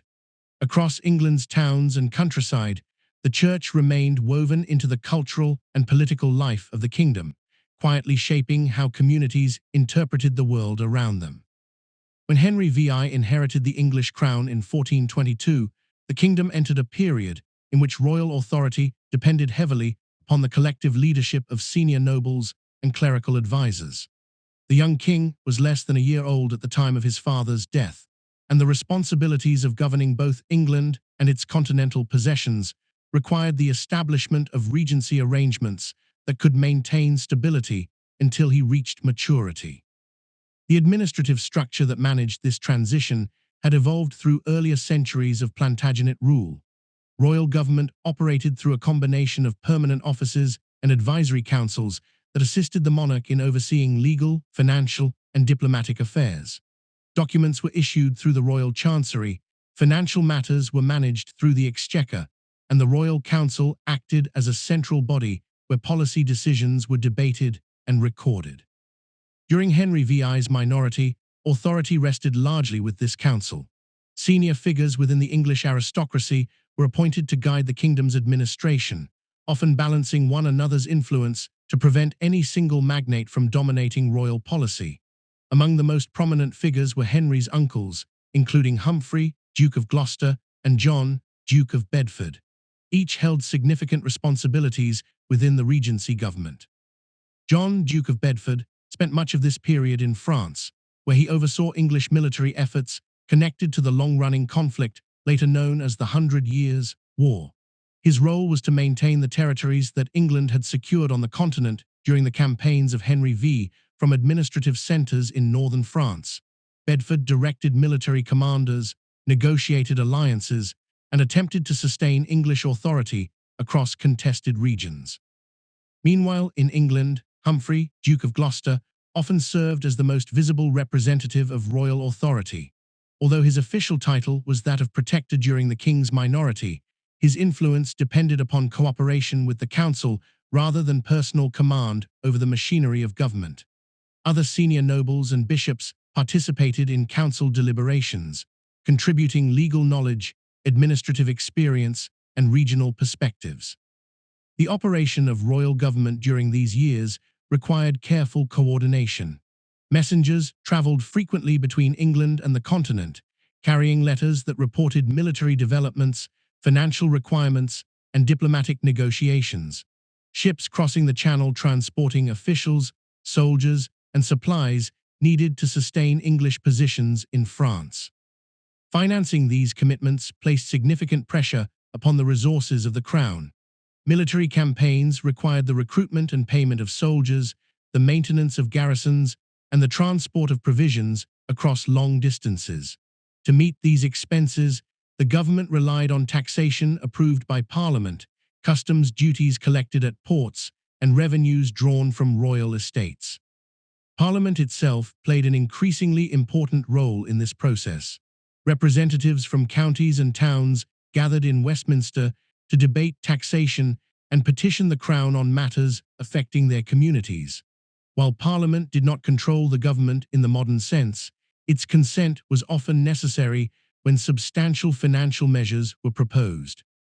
Throughout Henry VI's minority, the council attempted to maintain a balance between competing political interests. Noble families who held significant estates across England expected to participate in governance, and their cooperation was essential for the enforcement of royal policy within their regions.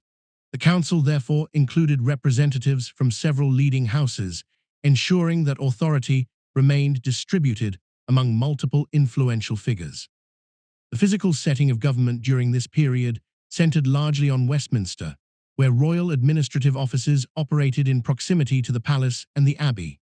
Clerks working within these offices prepared official documents, recorded financial accounts, and copied correspondence sent to regional officials or foreign courts. Their work produced extensive archives that later historians would examine to understand the functioning of royal administration. By the late 1420s and early 1430s, Henry VI gradually approached the age at which he could assume greater responsibility for governance. Yet the transition from minority rule to personal kingship was not abrupt. The structures established during the Regency continued to shape decision-making even after the king began to participate more actively in council meetings. Historical accounts often describe Henry VI as possessing a reflective and pious temperament. His interests included religious devotion and the patronage of educational institutions, most notably the foundations of Eton College and King's College, Cambridge. While these activities contributed to the cultural life of the kingdom, they did not necessarily strengthen the mechanisms of royal authority. During the years when Henry VI began exercising greater influence within government, the political environment of England and its continental territories had already become more complicated. Military fortunes in France fluctuated, and alliances with local rulers required constant negotiation. Maintaining English control over distant regions demanded sustained financial and logistical support from the government at home. At the same time, members of the English aristocracy increasingly debated how resources should be allocated and which strategies should guide the continuation of the war. Some nobles believed that maintaining continental territories remained essential to England's prestige and security. Others questioned whether the financial burden of prolonged warfare could be justified. These discussions took place within the Royal Council, where differing perspectives gradually formed recognizable political alignments. Although these groups did not yet represent fixed factions, their disagreements revealed underlying tensions among the kingdom's leading magnates. As Henry VI reached adulthood, the responsibility for mediating these differences increasingly rested with the monarch himself. Yet the administrative habits formed during the Regency period had already distributed significant authority among the nobles who had governed in his name. As Henry VI assumed a more active role in government during the 1430s and 1440s, the machinery of royal administration continued to rely heavily upon the cooperation of experienced nobles and clerical officials. The king presided over council meetings and issued royal directives, yet much of the practical work of governance remained distributed among advisors who possessed long familiarity with administrative procedures. The balance between royal authority and aristocratic influence therefore remained delicate. During these years, the political environment surrounding the English monarchy gradually became more complicated. England's position in France, once strengthened by earlier victories under Henry V, began to face increasing pressure. French forces reorganized under renewed leadership, and territories previously held by English commanders became more difficult to defend. Garrisons required additional supplies, and military expeditions demanded financial resources that stretched the capacity of the Crown's treasury. Maintaining these commitments required frequent appeals to Parliament for taxation. Parliamentary sessions gathered representatives from counties and boroughs who debated the needs of the government while also presenting petitions addressing local concerns. Although many members recognized the importance of supporting national defense, they also expressed caution about the long-term costs of continued warfare. Records of parliamentary proceedings, suggest that discussions over taxation became increasingly detailed as financial pressures mounted. Within the Royal Council, the question of how to manage England's continental commitments became a recurring subject of debate.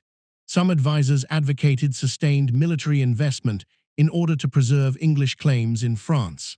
Others favored diplomatic approaches that might reduce the strain on the kingdom's finances. These discussions reflected differing interpretations of both strategy and responsibility within the governing elite. The composition of the council itself contributed to these debates. Leading nobles who participated in royal government brought with them regional interests and personal alliances shaped by their own estates and affinities. Because many of these figures commanded large followings among the gentry and retainers within their regions, their perspectives carried significant weight in the deliberations of government.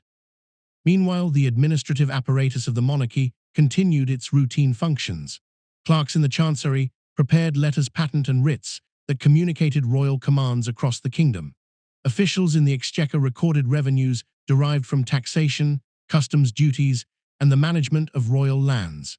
These offices worked steadily within Westminster and other administrative centres, producing records that documented the daily operation of government. Despite these institutional continuities, tensions among members of the governing elite gradually became more visible. Disagreements over policy sometimes intersected with personal rivalries between prominent families. Competition for offices, influence within the council, and access to royal favour occasionally intensified these divisions. During the 1440s, several leading figures emerged as particularly influential within Henry VI's government. Among them were William de la Pole, Duke of Suffolk, and other nobles who played prominent roles in diplomatic negotiations and royal administration.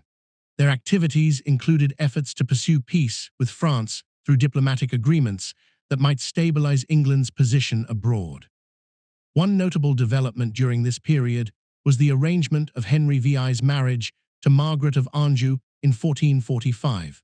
The marriage formed part of a diplomatic settlement intended to reduce hostilities with France. Negotiations surrounding the agreement included provisions concerning territorial concessions, which later became subjects of criticism among certain members of the English political community. While such diplomatic initiatives aimed to address the difficulties of prolonged warfare, they also revealed divisions within the governing elite regarding the direction of royal policy. Some nobles viewed negotiation as a practical response to changing military conditions, while others regarded territorial concessions as a weakening of England's long-standing claims on the continent. At the same time, the internal administration of England faced challenges associated with maintaining order across regions where noble affinities exerted strong influence. Local disputes sometimes required intervention by royal officials, particularly when conflicts between neighboring magnates threatened to disrupt regional stability. The Crown's ability to mediate these disputes depended on cooperation from the very nobles whose interests were involved. Historical sources also indicate that Henry VI experienced periods of personal difficulty that affected the operation of royal government. In the early 1450s, accounts describe intervals during which the king was unable to participate fully in council deliberations. During such moments, governance again relied heavily upon leading nobles who assumed responsibility for managing the affairs of the realm. The absence of consistent royal direction created uncertainty within the political structure of the kingdom. Without a strong central authority capable of balancing competing interests, the influence of individual magnates became more pronounced. Alliances among noble families began to shape how decisions were made within both national and regional contexts. Financial difficulties further complicated the situation. The gradual loss of English territories in France reduced revenues associated with continental administration, while the costs of military operations remained substantial. Taxation continued to be debated within Parliament, and the Crown sought alternative means of financing its obligations through loans and other financial arrangements. Across England's countryside and towns, these developments were often experienced indirectly. Communities continued their agricultural and commercial routines, yet royal proclamations, taxation measures, and occasional military levies reminded them that the stability of governance was closely connected to the fortunes of the monarchy. Within the halls of Westminster and the residences of leading nobles, discussions concerning policy, strategy, and administration continued with increasing intensity. The administrative framework of the monarchy remained intact, but the balance among those who operated within it had begun to shift.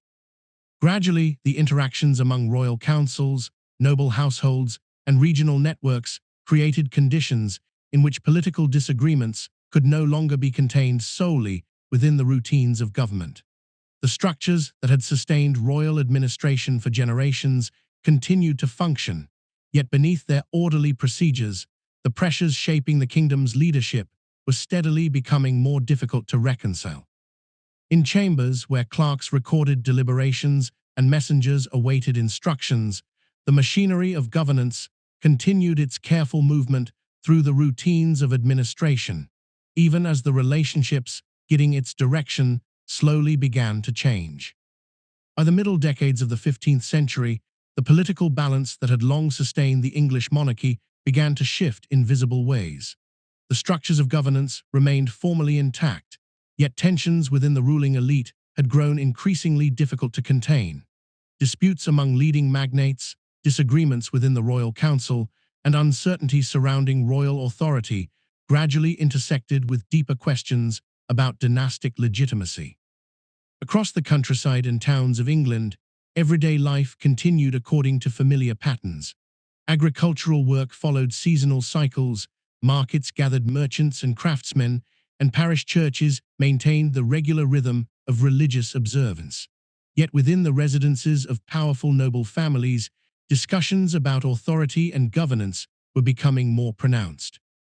The central figure within this evolving situation remained King Henry VI.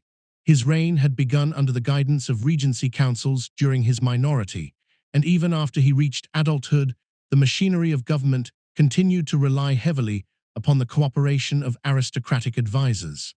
Over time, however, disagreements within the governing elite became increasingly visible. One of the most prominent figures associated with these developments was Richard, Duke of York. As a member of the extended Plantagenet dynasty, Richard possessed a genealogical position that connected him to earlier royal lines through multiple branches of descent. Through his father, he descended from Edmund of Langley, the first Duke of York, and a younger son of Edward III. Through his mother, Anne Mortimer, he inherited connections to the lineage of Lionel of Antwerp, another son of Edward III, whose descendants had previously held recognized claims within the royal succession. These lines of ancestry gave Richard of York a hereditary position that some contemporaries considered particularly significant within the broader structure of Plantagenet descent. While the Lancastrian kings traced their authority through John of Gaunt, another son of Edward III, the Yorkist lineage could point to both paternal and maternal connections that linked it to earlier branches of the dynasty. At the same time, Richard of York held considerable territorial authority within England. His estates extended across several regions, including lands in the Welsh Marches and other strategically important areas. Through these properties, he maintained relationships with gentry families, administrators, and retainers who formed part of his household affinity. During the 1440s and early 1450s, Richard also served in various governmental and military roles, including appointments associated with English administration in France and Ireland. These responsibilities placed him within the wider structure of royal governance, where he participated in discussions concerning military policy, taxation, and diplomatic affairs. As political tensions intensified within the royal council, differences of opinion among leading nobles became more pronounced. Some figures within the government supported diplomatic efforts to resolve England's difficulties in France, while others believed that military commitments should continue despite the growing financial burden. These debates reflected both strategic disagreements and personal rivalries that had developed over many years. The gradual loss of English territories in France during the early 1450s intensified these divisions. Military setbacks weakened the prestige of the Lancastrian government and raised questions about the effectiveness of its leadership. Among those who voiced concern about the direction of royal policy was Richard of York, who became increasingly associated with calls for administrative reform. During this same period, accounts from contemporary chroniclers describe a moment of personal crisis experienced by Henry VI. In 1453, the king entered a prolonged state in which he was unable to participate actively in government affairs. The exact nature of this condition remains the subject of historical discussion, yet its immediate effect was clear. The absence of an active monarch created a vacuum within the structure of royal authority. In response to this situation, the governing elite faced the question of how to maintain order within the kingdom while the king remained unable to rule. After deliberation within the council and parliament, Richard, Duke of York, was appointed protector of the realm in 1454. This position granted him temporary responsibility for overseeing the administration of government. During his time as protector, Richard attempted to restore stability within the political structure of the kingdom. He reorganized certain offices and sought to address disputes among leading magnates. However, his authority depended upon the continuing absence of Henry VI from active rule. When the king eventually recovered and resumed participation in government, the position of protector came to an end. This transition reintroduced earlier tensions between Richard of York and several influential figures within the Lancastrian administration. Among these figures were members of noble families whose alliances and interests had developed during the preceding years. As disagreements deepened, regional alliances among aristocratic households began to shape the emerging political divisions. Noble families whose estates lay across different parts of England gradually aligned themselves with either the Lancastrian or Yorkist leadership. These alignments were influenced by long-standing patronage relationships, marriage connections, and local rivalries that had developed over decades. The presence of these alliances meant that political disputes at the center of government could quickly influence conditions across the kingdom. Retainers and followers connected to powerful magnates stood ready to support their patrons, while local communities observed the unfolding situation with increasing uncertainty. In several regions, disputes between rival noble houses contributed to rising tensions. Conflicts between families with competing territorial interests sometimes escalated into armed confrontations involving retainers and local supporters. These episodes did not yet represent a full national conflict, but they demonstrated how aristocratic rivalries could lead to localized violence. Within the royal court, attempts to reconcile these divisions continued through negotiations and council deliberations. Yet the competing interests of powerful magnates, combined with uncertainty surrounding royal leadership, made compromise increasingly difficult to achieve. By the mid-1450s, the political environment of England had begun to change in ways that contemporaries could clearly perceive. The structures of governance that had once contained aristocratic rivalry were no longer functioning with the same degree of stability. Across estates, castles, and administrative centers, preparations quietly unfolded as leading figures considered how to protect their interests in an increasingly uncertain political landscape. As the mid-1450s approached, tensions within England's political leadership began to move beyond the confines of council chambers and diplomatic negotiations. The alliances that had gradually formed among prominent noble families now carried increasing political weight. These alliances were reinforced through affinities that connected magnates to networks of retainers, gentry supporters, and administrative officials across various counties. What had once been disagreements within government increasingly acquired a wider regional dimension. The fragile balance between the Lancastrian administration and the supporters of Richard, Duke of York, became particularly evident after Henry VI resumed his role in government following his earlier period of incapacity. With the king once again participating in royal councils, figures associated with the Lancastrian household regained influence within the administration. Among these individuals were nobles whose authority had grown during the previous years of royal weakness, and whose interests were closely connected with the continuation of Lancastrian leadership. Richard of York, meanwhile, retained both his dynastic claim and his extensive territorial resources. His estates in the Welsh Marches and other regions allowed him to maintain strong connections with local gentry and retainers. These supporters formed part of the affinity that surrounded his household and provided him with both political backing and military potential. The shifting balance of influence between these groups contributed to an atmosphere of uncertainty. Communications among noble households increased, and preparations for possible confrontation began to appear within several regions. Retainers associated with major magnates gathered more frequently around their patrons, while negotiations among rival factions attempted to prevent the escalation of disputes.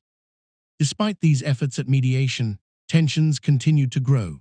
Chroniclers writing during the period describe a political environment in which distrust among leading nobles had become widespread. Alliances that had once functioned primarily as networks of patronage now began to assume a more explicitly political character. Magnates increasingly viewed their followers not only as administrators or estate officials, but also as potential military supporters should open conflict arise. This gradual transformation became evident in 1455, when events culminated in a confrontation that would later be recognized as the beginning of the Wars of the Roses. Richard of York, joined by several prominent allies including Richard Neville, Earl of Salisbury, and Salisbury's son Richard Neville, Earl of Warwick, assembled forces drawn from their regional affinities. Their objective was to challenge the influence of Lancastrian leaders within the king's government. The resulting encounter took place at the town of St. Albans in May of that year. Located north of London, along an important route connecting the capital with the Midlands, St. Albans possessed both strategic and symbolic significance. Yorkist forces moved toward the town, where the king and several Lancastrian nobles were present. The confrontation that followed marked a turning point in English political life. Armed retainers from both factions engaged in a brief but decisive conflict within the streets and surrounding areas of the town. Several prominent Lancastrian figures, including Edmund Beaufort, Duke of Somerset, were killed during the encounter. Henry VI himself was found and placed under the supervision of the Yorkist leaders. Although the engagement at St. Albans was relatively limited in scale compared with later battles, its consequences were significant.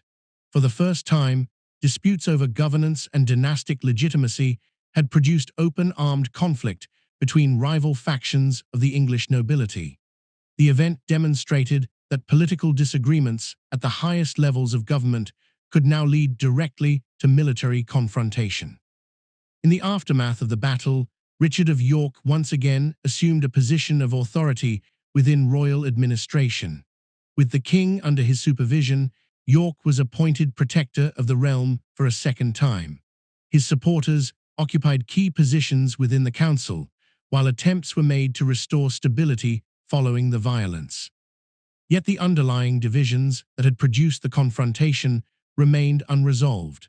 The death of several Lancastrian leaders created new grievances among their families and supporters.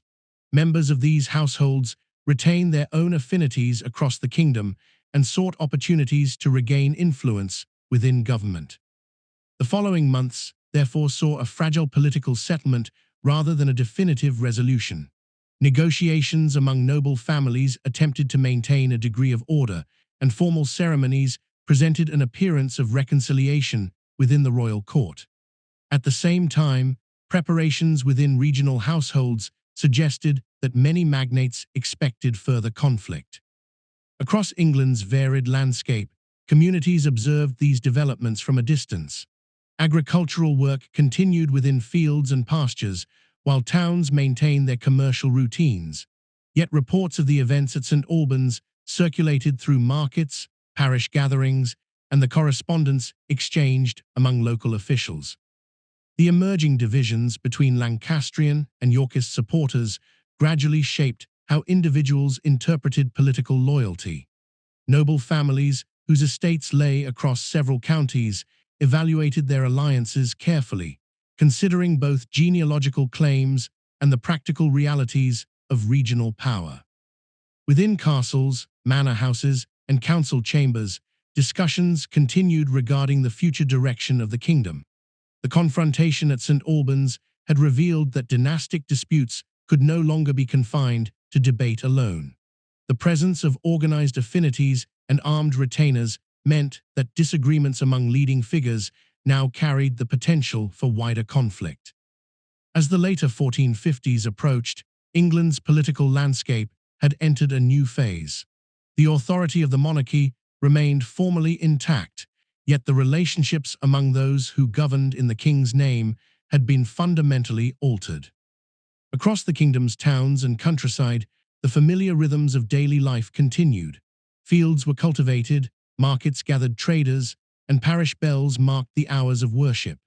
Yet within the structures of aristocratic power that connected these communities, the consequences of dynastic rivalry had begun to unfold, setting the stage for a prolonged struggle over the future leadership of the English crown. Following the confrontation at St. Albans in 1455, the political environment of England entered a period marked by recurring instability. Although the initial conflict had been relatively limited in scale, it revealed that disputes between the Lancastrian and Yorkist factions could no longer be resolved solely through council negotiations or parliamentary discussion. Over the following years, attempts were made to restore cooperation within the structures of royal government, yet the underlying tensions among noble families remained unresolved. In the immediate aftermath of the First Battle, Richard, Duke of York, and his allies exercised considerable influence within the royal council. Henry VI remained king, and formal institutions of governance continued to operate in his name. Documents issued from the Chancery maintained the language of royal authority, and Parliament still convened when matters of taxation or legislation required consultation with representatives of the realm. Despite these outward signs of continuity, distrust among leading magnates persisted. Families whose relatives had been killed or displaced during the confrontation at St. Albans retained grievances that were not easily reconciled. Noble households continued to strengthen their affinities by gathering retainers and reinforcing alliances with regional supporters. Across England's counties, the political landscape slowly divided along lines of loyalty to either the Lancastrian or Yorkist cause. During the later 1450s, several efforts were made to restore stability through negotiated settlements. One such attempt occurred in 1458, when a ceremonial reconciliation known to historians as the Loveday Gathering brought leading figures of both factions together in London. In this event, representatives of rival houses walked in procession through the city in an effort to demonstrate renewed unity within the realm. The ceremony reflected a sincere desire among some members of the political community to prevent further violence. Yet the reconciliation proved fragile. The alliances and rivalries that had developed over previous years remained embedded within the networks of aristocratic power that extended across England's regions. Tensions intensified again toward the end of the decade. By 1459, armed forces associated with both Lancastrian and Yorkist leaders were once more assembling in different parts of the kingdom. The renewed confrontations reflected not only disputes over policy, but also the growing importance of dynastic legitimacy within the political struggle. In October of that year, Yorkist forces gathered near Ludford Bridge in Shropshire. Opposing them were troops loyal to the Lancastrian government, including contingents raised by powerful nobles who remained committed to the authority of Henry VI. The confrontation did not produce a decisive battle, as Yorkist commanders ultimately withdrew when some of their followers declined to fight against the king's banner. Following this episode, Richard of York and several of his allies temporarily left England. Some found refuge in Ireland, where York had previously served as Lord Lieutenant, while others travelled to territories across the English Channel. These movements reflected the shifting fortunes that characterized the conflict, as leaders sought to preserve their positions while awaiting opportunities to reassert influence. By 1460, Yorkist supporters began to regain momentum. Richard Neville, Earl of Warwick, whose influence within the gentry and merchant communities of certain regions had grown steadily, returned to England and organized forces drawn from his extensive affinity. Warwick's activities demonstrated how regional networks of loyalty could be mobilized to support political objectives on a national scale. Later that year, Yorkist troops captured Henry VI during the Battle of Northampton. The king was subsequently placed under Yorkist supervision, and negotiations concerning the future structure of royal succession began to unfold within Parliament. The result of these discussions was the Act of Accord, an agreement reached in October 1460. Under the terms of this arrangement, Henry VI would remain king for the remainder of his life, but Richard, Duke of York, and his descendants were recognized as the heirs to the throne. This compromise attempted to reconcile the Yorkist claim to dynastic precedence with the existing Lancastrian monarchy. The agreement, however, did not resolve the conflict. Queen Margaret of Anjou, acting on behalf of her son, Prince Edward of Lancaster, strongly opposed the terms of the settlement. She gathered support among Lancastrian loyalists, particularly in northern regions where alliances with powerful families remained intact. In the closing months of 1460, York himself moved northward to address these developments. Accompanied by followers drawn from his affinity and allied households, he established a presence near Sandal Castle in Yorkshire. There, in December of that year, Yorkist forces encountered a Lancastrian army composed of supporters who had rallied under leaders committed to restoring full authority to the Lancastrian line. The resulting engagement, known as the Battle of Wakefield, proved a significant moment in the conflict. During the fighting, Richard, Duke of York, was killed along with several prominent members of his household. His death altered the leadership of the Yorkist faction, transferring responsibility to his eldest son, Edward, Earl of March. Across England's countryside, the news of these events traveled through letters, messengers, and reports shared in market towns and administrative centers. The conflict that had begun as a dispute among magnates had now produced repeated military confrontations, and its consequences were becoming increasingly visible across the kingdom. The death of Richard, Duke of York, at the Battle of Wakefield in December 1460 marked a turning point in the leadership of the Yorkist faction. Responsibility for advancing the Yorkist cause now passed to his eldest son, Edward, Earl of March. At the time, Edward was still a young nobleman, yet he quickly emerged as a central figure within the political and military developments that followed. During the early months of 1461, the political situation across England remained highly uncertain. Lancastrian forces, encouraged by their victory at Wakefield, continued to assemble under leaders who supported the claims of Henry VI and his son, Prince Edward. Queen Margaret of Anjou played a prominent role in coordinating these efforts, particularly among noble families whose influence extended through northern counties. At the same time, Yorkist supporters regrouped around Edward of March and several experienced allies, including Richard Neville, Earl of Warwick. Their objective was to consolidate support across regions where Yorkist affinities remained strong and to restore the position that the faction had held before the setbacks of the previous year. The first major confrontation of this renewed phase of conflict occurred in February 1461 at the Battle of Mortimer's Cross in Herefordshire. Yorkist forces commanded by Edward of March encountered Lancastrian troops advancing through the Welsh borderlands. The engagement resulted in a Yorkist victory, strengthening Edward's reputation as a capable military leader and encouraging additional supporters to join his cause. Meanwhile, Lancastrian forces continued to move southward toward London. In February 1461, they encountered a Yorkist army led by the Earl of Warwick at the Second Battle of St. Albans.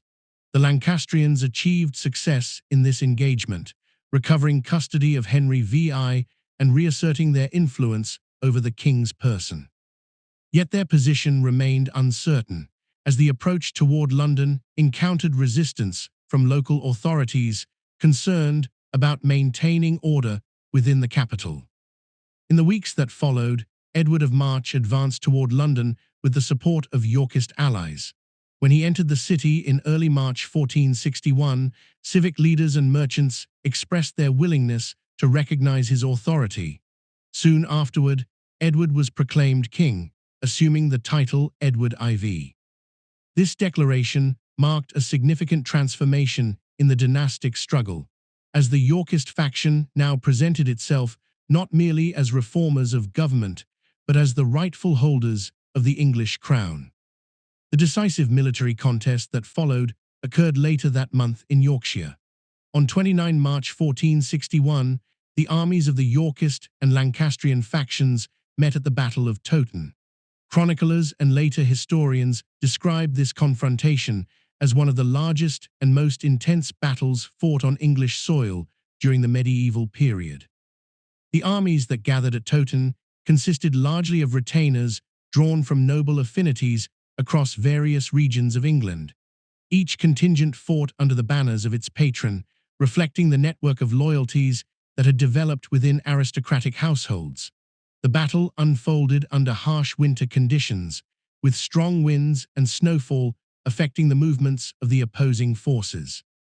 After prolonged fighting, Yorkist troops gained the advantage and ultimately secured control of the battlefield. The outcome effectively ended Lancastrian authority in England for the time being. Edward IV consolidated his position as king, while many leading Lancastrian figures sought refuge in Scotland or other regions beyond Yorkist control. Despite this decisive victory, the conflict did not disappear entirely. Over the following years, intermittent campaigns continued as Lancastrian supporters attempted to restore their influence. Some uprisings occurred in northern England, where regional loyalties to the Lancastrian house remained strong. Yorkist commanders responded by organizing expeditions to suppress these challenges and reinforce royal authority. For much of the 1460s, Edward IV maintained relative stability within the kingdom. His government worked to re-establish administrative routines that had been disrupted during earlier phases of the conflict. Royal councils resumed regular deliberations, and officials across counties continued to collect revenues and enforce the law under Yorkist leadership. Yet the political environment remained sensitive to shifts in alliances among leading nobles. One of the most influential figures during Edward's early reign was Richard Neville, Earl of Warwick, whose support had played a significant role in Edward's rise to power. Warwick's extensive affinity and connections within both England and continental Europe gave him considerable influence within royal government. Over time, however, differences emerged between the king and his powerful ally. Edward IV pursued policies that sometimes conflicted with Warwick's expectations regarding diplomacy and the distribution of offices. These disagreements gradually altered the balance of political relationships that had sustained the Yorkist regime. By the end of the decade, Warwick had begun to reconsider his position within the political order established by Edward IV. Through negotiations and shifting alliances, he eventually supported efforts that temporarily restored Henry VI to the throne in 1470. This episode, often described by historians as the Redemption, demonstrated how quickly the dynastic struggle could shift direction when influential magnates changed their allegiance. The restoration proved brief. In 1471, Edward IV returned to England with supporters who remained loyal to his cause. Military confrontations once again followed, including the Battle of Barnet in April of that year. During this engagement, Warwick's forces were defeated and the Earl himself was killed. Soon afterward, Yorkist troops confronted the remaining Lancastrian army at the Battle of Tewkesbury in May 1471. The Yorkist victory in this battle effectively ended the organized Lancastrian military challenge for the remainder of Edward IV's reign. Prince Edward of Lancaster was killed during the campaign, and Henry VI died shortly thereafter while held in captivity. Following these events, England entered a period in which Yorkist authority remained largely uncontested for several years. Administrative institutions resumed their regular functions, and the monarchy sought to restore stability after decades of intermittent conflict. Across towns, villages, and estates throughout the kingdom, communities gradually returned to the routines of agricultural production, trade, and local governance that had long sustained English society. Yet the political transformations produced by years of warfare continued to shape the relationships among noble families and the monarchy. Within castles, council chambers, and administrative offices, memories of shifting alliances and contested authority remained part of the kingdom's recent experience. The dynastic struggle had reshaped the leadership of England, leaving behind a political landscape in which the balance between royal power and aristocratic influence had been profoundly tested. During the later decades of the 15th century, the political structure of England continued to reflect the consequences of prolonged dynastic conflict. Although the Yorkist monarchy established by Edward IV had restored a degree of stability after the major confrontations of the 1460s and early 1470s, the underlying tensions created by decades of rivalry had not disappeared entirely. The balance between royal authority and aristocratic influence remained delicate, and the succession to the throne continued to shape the calculations of powerful families across the kingdom. Following the death of Edward IV in April 1483, the question of succession again became central to the political life of England. Edward's heir, his son Edward V, was still a minor at the time of his father's death. As in earlier periods of English history, the minority of a young king created uncertainty regarding the management of royal government. Responsibility for overseeing the young king's transition to the throne was entrusted to Richard, Duke of Gloucester, the younger brother of Edward IV. Gloucester had established a reputation as a capable administrator and military commander during his brother's reign, particularly in the northern regions of England, where he governed extensive estates and maintained strong relationships with local gentry families. Initially, Gloucester was appointed Lord Protector, a role intended to supervise the government until the young king reached maturity. Yet the political circumstances surrounding Edward V's accession quickly became complicated. Members of the Woodville family, relatives of Edward IV's Queen Elizabeth Woodville, held significant influence within the royal household and administration. Rivalries between the Woodvilles and other nobles created tension during the early weeks of the new reign. Within this atmosphere of uncertainty, Richard of Gloucester took steps to secure his authority over the government. Edward V and his younger brother were placed under supervision in the Tower of London, a location that functioned both as a royal residence and as a secure administrative centre. Meanwhile, political discussions among leading nobles continued regarding the legitimacy of the royal succession. During the summer of 1483, a series of developments altered the course of these events. Claims emerged suggesting that Edward IV's marriage to Elizabeth Woodville had been invalid due to a prior contractual agreement. According to this argument, the children of the marriage, including Edward V, could not legally inherit the throne. The interpretation was formalized through parliamentary proceedings that declared Richard of Gloucester the rightful king. As a result, Richard was crowned as Richard III in July 1483. His accession represented a continuation of Yorkist authority, though under circumstances that remained controversial among various segments of the political community. While many nobles recognized his rule, others regarded the transition with uncertainty. Within months of Richard III's coronation, opposition to his government began to appear among groups that had previously supported either Lancastrian or Yorkist factions. Some of these individuals had connections to earlier branches of the Plantagenet dynasty, while others were members of noble families whose political fortunes had shifted during previous phases of the conflict. Among those whose position gained increasing attention during this period was Henry Tudor. Born in 1457, Henry descended from the Lancastrian line through his mother, Margaret Beaufort. The Beaufort family traced its ancestry to John of Gaunt, though through a line that had originally been excluded from direct succession to the throne. Despite the complexity of this genealogical connection, Henry Tudor came to represent a potential alternative to Yorkist rule. For much of his early life, Henry had lived in exile outside England. Following earlier Yorkist victories during the Wars of the Roses, many Lancastrian supporters had sought refuge abroad. Henry spent several years in Brittany and later in France, where he remained under the protection of foreign rulers who occasionally viewed English dynastic disputes as opportunities for diplomatic advantage. While Henry's hereditary claim to the English throne was distant compared with earlier Lancastrian rulers, the political circumstances of the 1480s gradually increased his significance. Noble families who opposed Richard III began to consider whether support for Henry Tudor might offer a means of restoring stability to the kingdom. These discussions took place across multiple regions and among individuals whose alliances reflected earlier phases of the dynastic struggle. Some nobles maintained loyalty to the Yorkist line, but expressed concern about the legitimacy of Richard III's accession.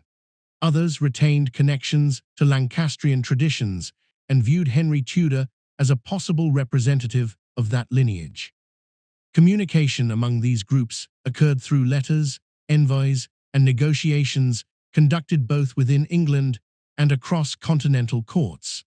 Because Henry Tudor remained outside the kingdom, any effort to place him on the throne required careful coordination among supporters willing to organize a military challenge. During the early 1480s, these plans gradually developed into a more defined strategy. Henry Tudor secured assistance from French authorities who saw potential advantage in supporting a claimant capable of destabilizing the English monarchy. Financial aid, ships, and small contingents of soldiers were prepared to assist his return. Meanwhile, supporters within England began to assemble alliances that could assist an invasion. Some members of the nobility communicated their willingness to support Henry's cause if he succeeded in landing forces on English soil.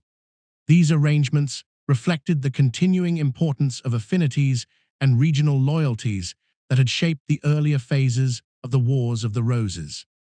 By the summer of 1485, Henry Tudor and his followers prepared to attempt their return to England.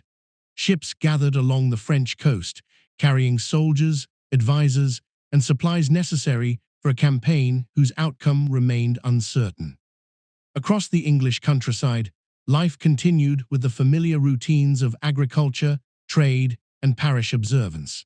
Yet within noble households and administrative centers, reports of Henry Tudor's preparations began to circulate. The long dynastic struggle that had shaped England for decades was approaching another decisive moment, as rival claims to the crown once again moved from negotiation toward open confrontation. In August 1485, Henry Tudor departed from the French coast with a small force composed of exiled supporters, mercenaries, and companions who had accompanied him during his years abroad. The fleet crossed the Channel and landed on the western coast of Wales, near Milford Haven. This location was chosen carefully. Henry possessed ancestral connections to Wales through his paternal lineage, and local support in the region offered the possibility of gathering additional followers as his army advanced inland. Following the landing, Henry's forces began a gradual march eastward across the Welsh countryside. Messengers were sent ahead to contact noble families and regional leaders whose loyalty had been uncertain or whose opposition to Richard III had become more pronounced in recent months. Some responded cautiously, observing the progress of Henry's army before committing their support, while others joined his cause more directly. As the army moved through the Welsh marches and into central England, its numbers slowly increased. Local gentry and retainers attached to sympathetic households contributed soldiers and supplies. The campaign progressed deliberately, avoiding unnecessary confrontation while seeking to secure alliances that would strengthen Henry's position before meeting the royal army. Meanwhile, Richard III received reports of Henry's landing and began assembling forces loyal to the Yorkist crown. Royal messengers traveled through the counties calling upon nobles and their retainers to gather under the king's banner. As had occurred during earlier phases of the Wars of the Roses, the resulting army reflected the network of affinities that connected leading magnates with their regional supporters. Richard positioned his forces in the Midlands, selecting ground near the village of Bosworth where the opposing armies might meet. The area consisted of rolling countryside intersected by fields, small streams, and patches of woodland. Such terrain had often served as the setting for medieval battles, where visibility and movement could influence the course of combat. Henry Tudor's forces approached this region in mid-August. Though smaller in number than the royal army, they were supported by allies whose commitment could influence the balance of power. Among the most significant of these figures were members of the Stanley family, whose extensive estates and followers provided considerable military potential. The Stanleys maintained a cautious position, neither fully committing to Richard III nor openly declaring their support for Henry until the moment of confrontation. On 22 August 1485, the opposing armies encountered one another near Bosworth Field. Contemporary accounts describe the battle as a decisive encounter shaped by the movements of several competing contingents. Richard III commanded the royal army directly, while Henry Tudor relied upon experienced advisors to coordinate his smaller force. The engagement unfolded across uneven terrain, where troops maneuvered according to the positions of their leaders. At a critical moment in the battle, the forces associated with the Stanley family intervened in support of Henry Tudor. This shift altered the balance of the confrontation and placed Richard III's position under increasing pressure. Richard himself led a mounted charge toward Henry's position in an attempt to resolve the battle through direct action against the opposing commander. Such tactics reflected traditional expectations of royal leadership on the battlefield. During the fighting that followed, Richard III was killed, bringing the conflict to its conclusion. With the death of the Yorkist king, the remaining resistance among his supporters quickly collapsed. Henry Tudor emerged from the battle as the successful claimant to the English throne. Soon afterward, he was proclaimed King Henry VII by those who had supported his cause. Henry's accession represented the beginning of a new royal dynasty. Although his hereditary claim had been distant, his victory at Bosworth provided the practical authority required to establish his rule. In the months that followed, Henry took steps intended to consolidate the stability of the monarchy after decades of dynastic struggle. One of the most significant of these measures involved his marriage to Elizabeth of York, the daughter of Edward IV. This union symbolically joined the rival houses that had contested the throne during the Wars of the Roses. By linking the Lancastrian and Yorkist lines within a single royal family, the marriage sought to reconcile supporters of both factions. Henry VII also pursued administrative reforms designed to strengthen royal authority. Financial management of the crown was reorganized, and systems were introduced to limit the independent military power of certain noble households. The monarchy encouraged loyalty through carefully managed patronage while discouraging private warfare among aristocratic factions. Parliamentary sessions during the early years of Henry's reign confirmed his title to the throne and enacted measures intended to stabilize the political order. Legal actions addressed the claims of individuals who had supported rival factions, sometimes restoring lands or offices while also asserting the authority of the new government. Across England's towns and countryside, communities gradually adjusted to the transition in royal leadership. Agricultural work continued through familiar seasonal patterns, markets resumed their regular exchanges, and parish churches maintained the cycle of religious observance that had long structured daily life.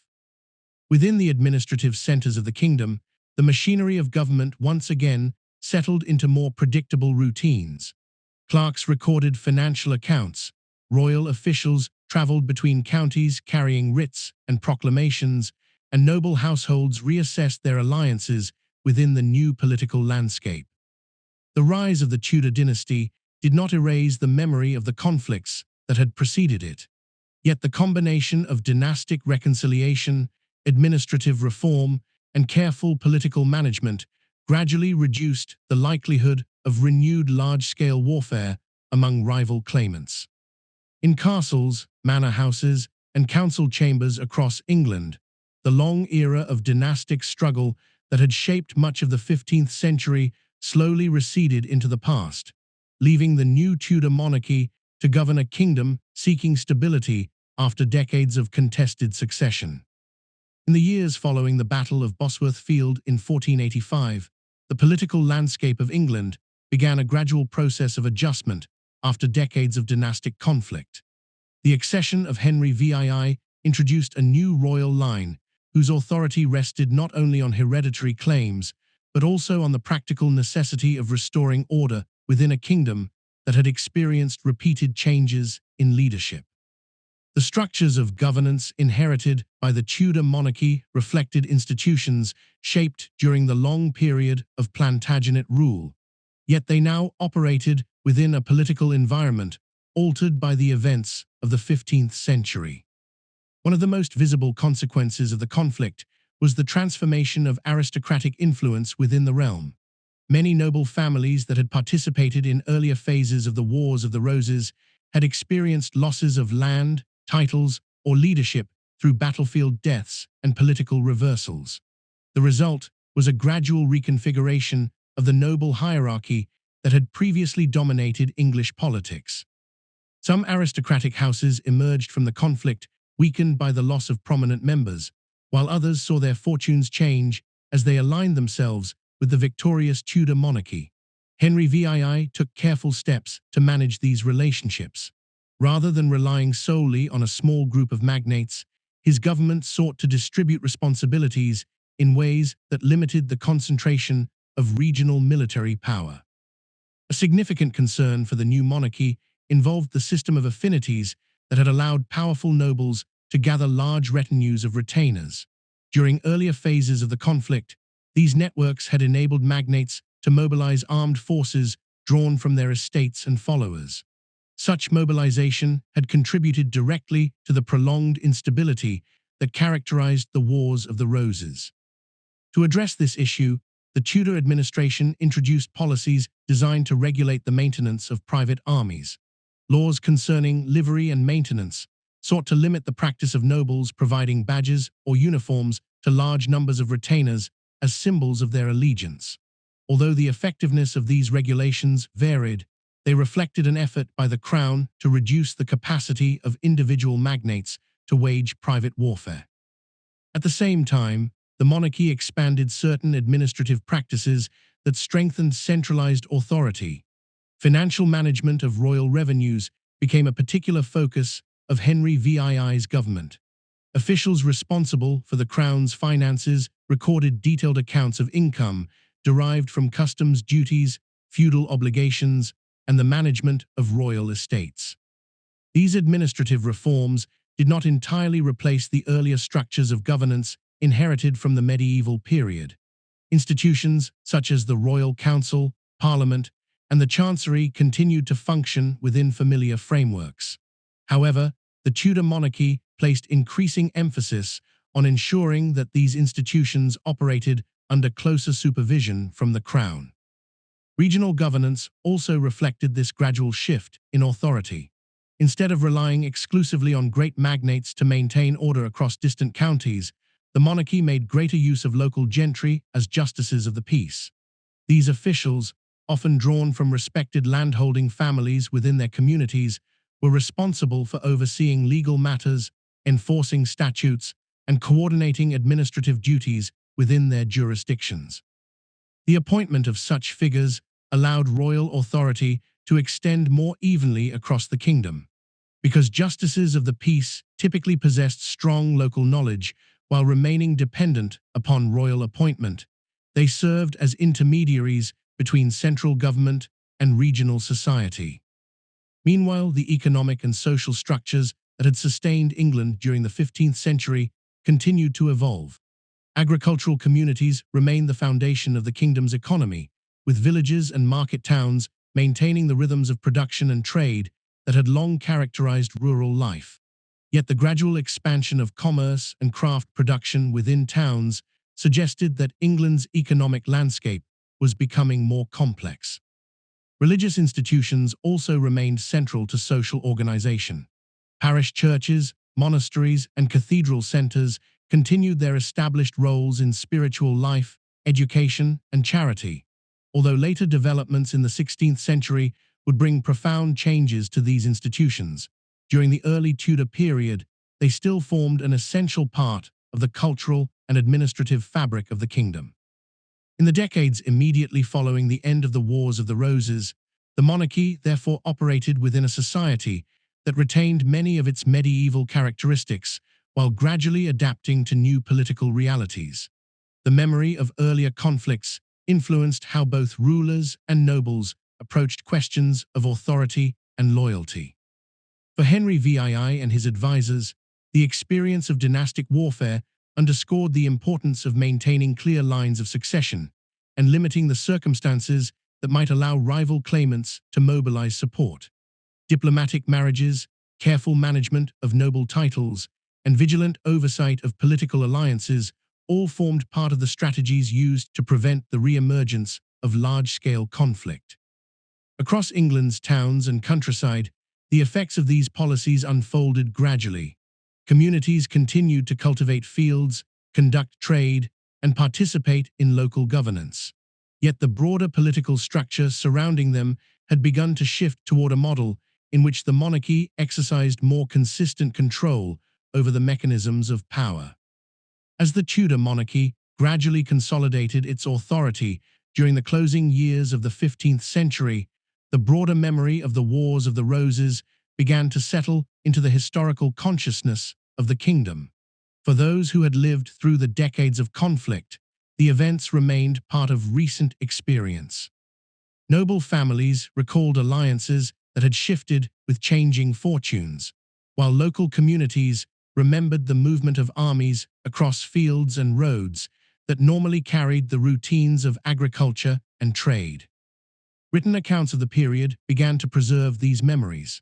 Chroniclers working within monastic houses, cathedral centers, and royal administrative circles recorded descriptions of the battles, political negotiations, and changes in leadership that had marked the era. Their writings often reflected the perspectives of the institutions to which they belonged, yet together they formed a body of evidence that later historians would examine in order to understand the character of the conflict. These chronicles did not always interpret events in identical ways. Some emphasized the role of dynastic inheritance and competing claims to the throne.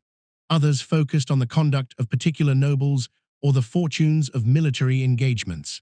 Differences in perspective reveal how contemporaries understood the struggle through the lens of their own experiences and loyalties.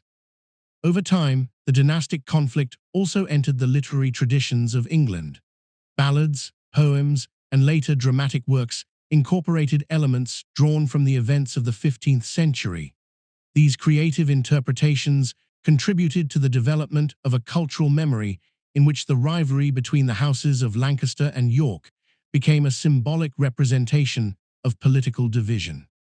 The imagery associated with the conflict, particularly the red rose and white rose connected with the respective houses, gradually acquired wider recognition.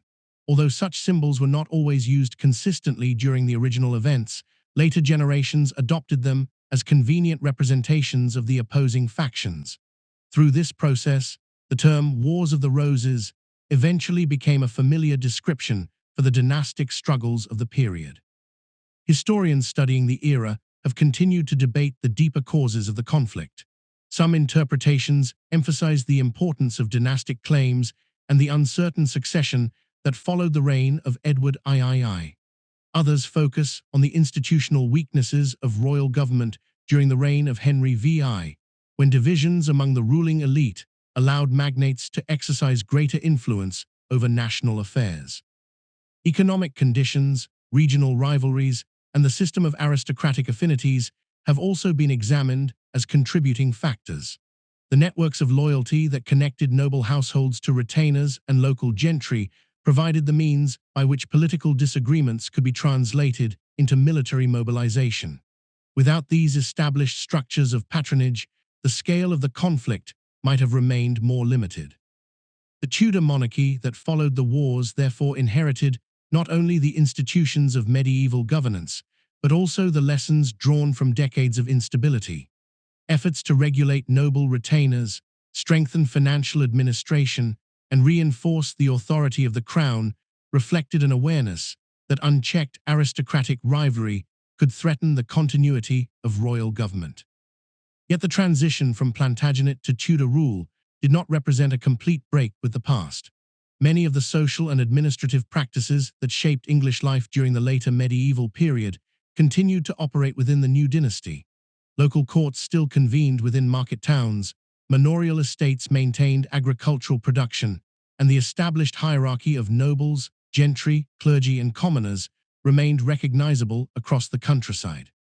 The legacy of the Wars of the Roses, therefore, lies not only in the battles that occurred or the rulers who rose and fell during the struggle.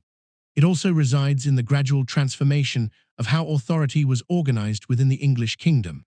The experience of dynastic conflict encouraged the monarchy to seek more stable mechanisms for managing succession, maintaining order, and balancing the influence of powerful regional leaders. Across fields cultivated by generations of tenants and along the roads connecting villages with towns, the physical landscape of England continued to bear few visible traces of the struggles that had once shaped its political leadership. Agricultural routines persisted, markets resumed their exchanges, and parish bells continued to mark the passage of the day. Yet within the records preserved in archives, chronicles, and family histories, the memory of the 15th century conflict remained present. Scholars in later centuries would return to these sources in order to examine how the complex relationships between monarchy, nobility, and regional power had produced one of the most significant dynastic struggles in English history.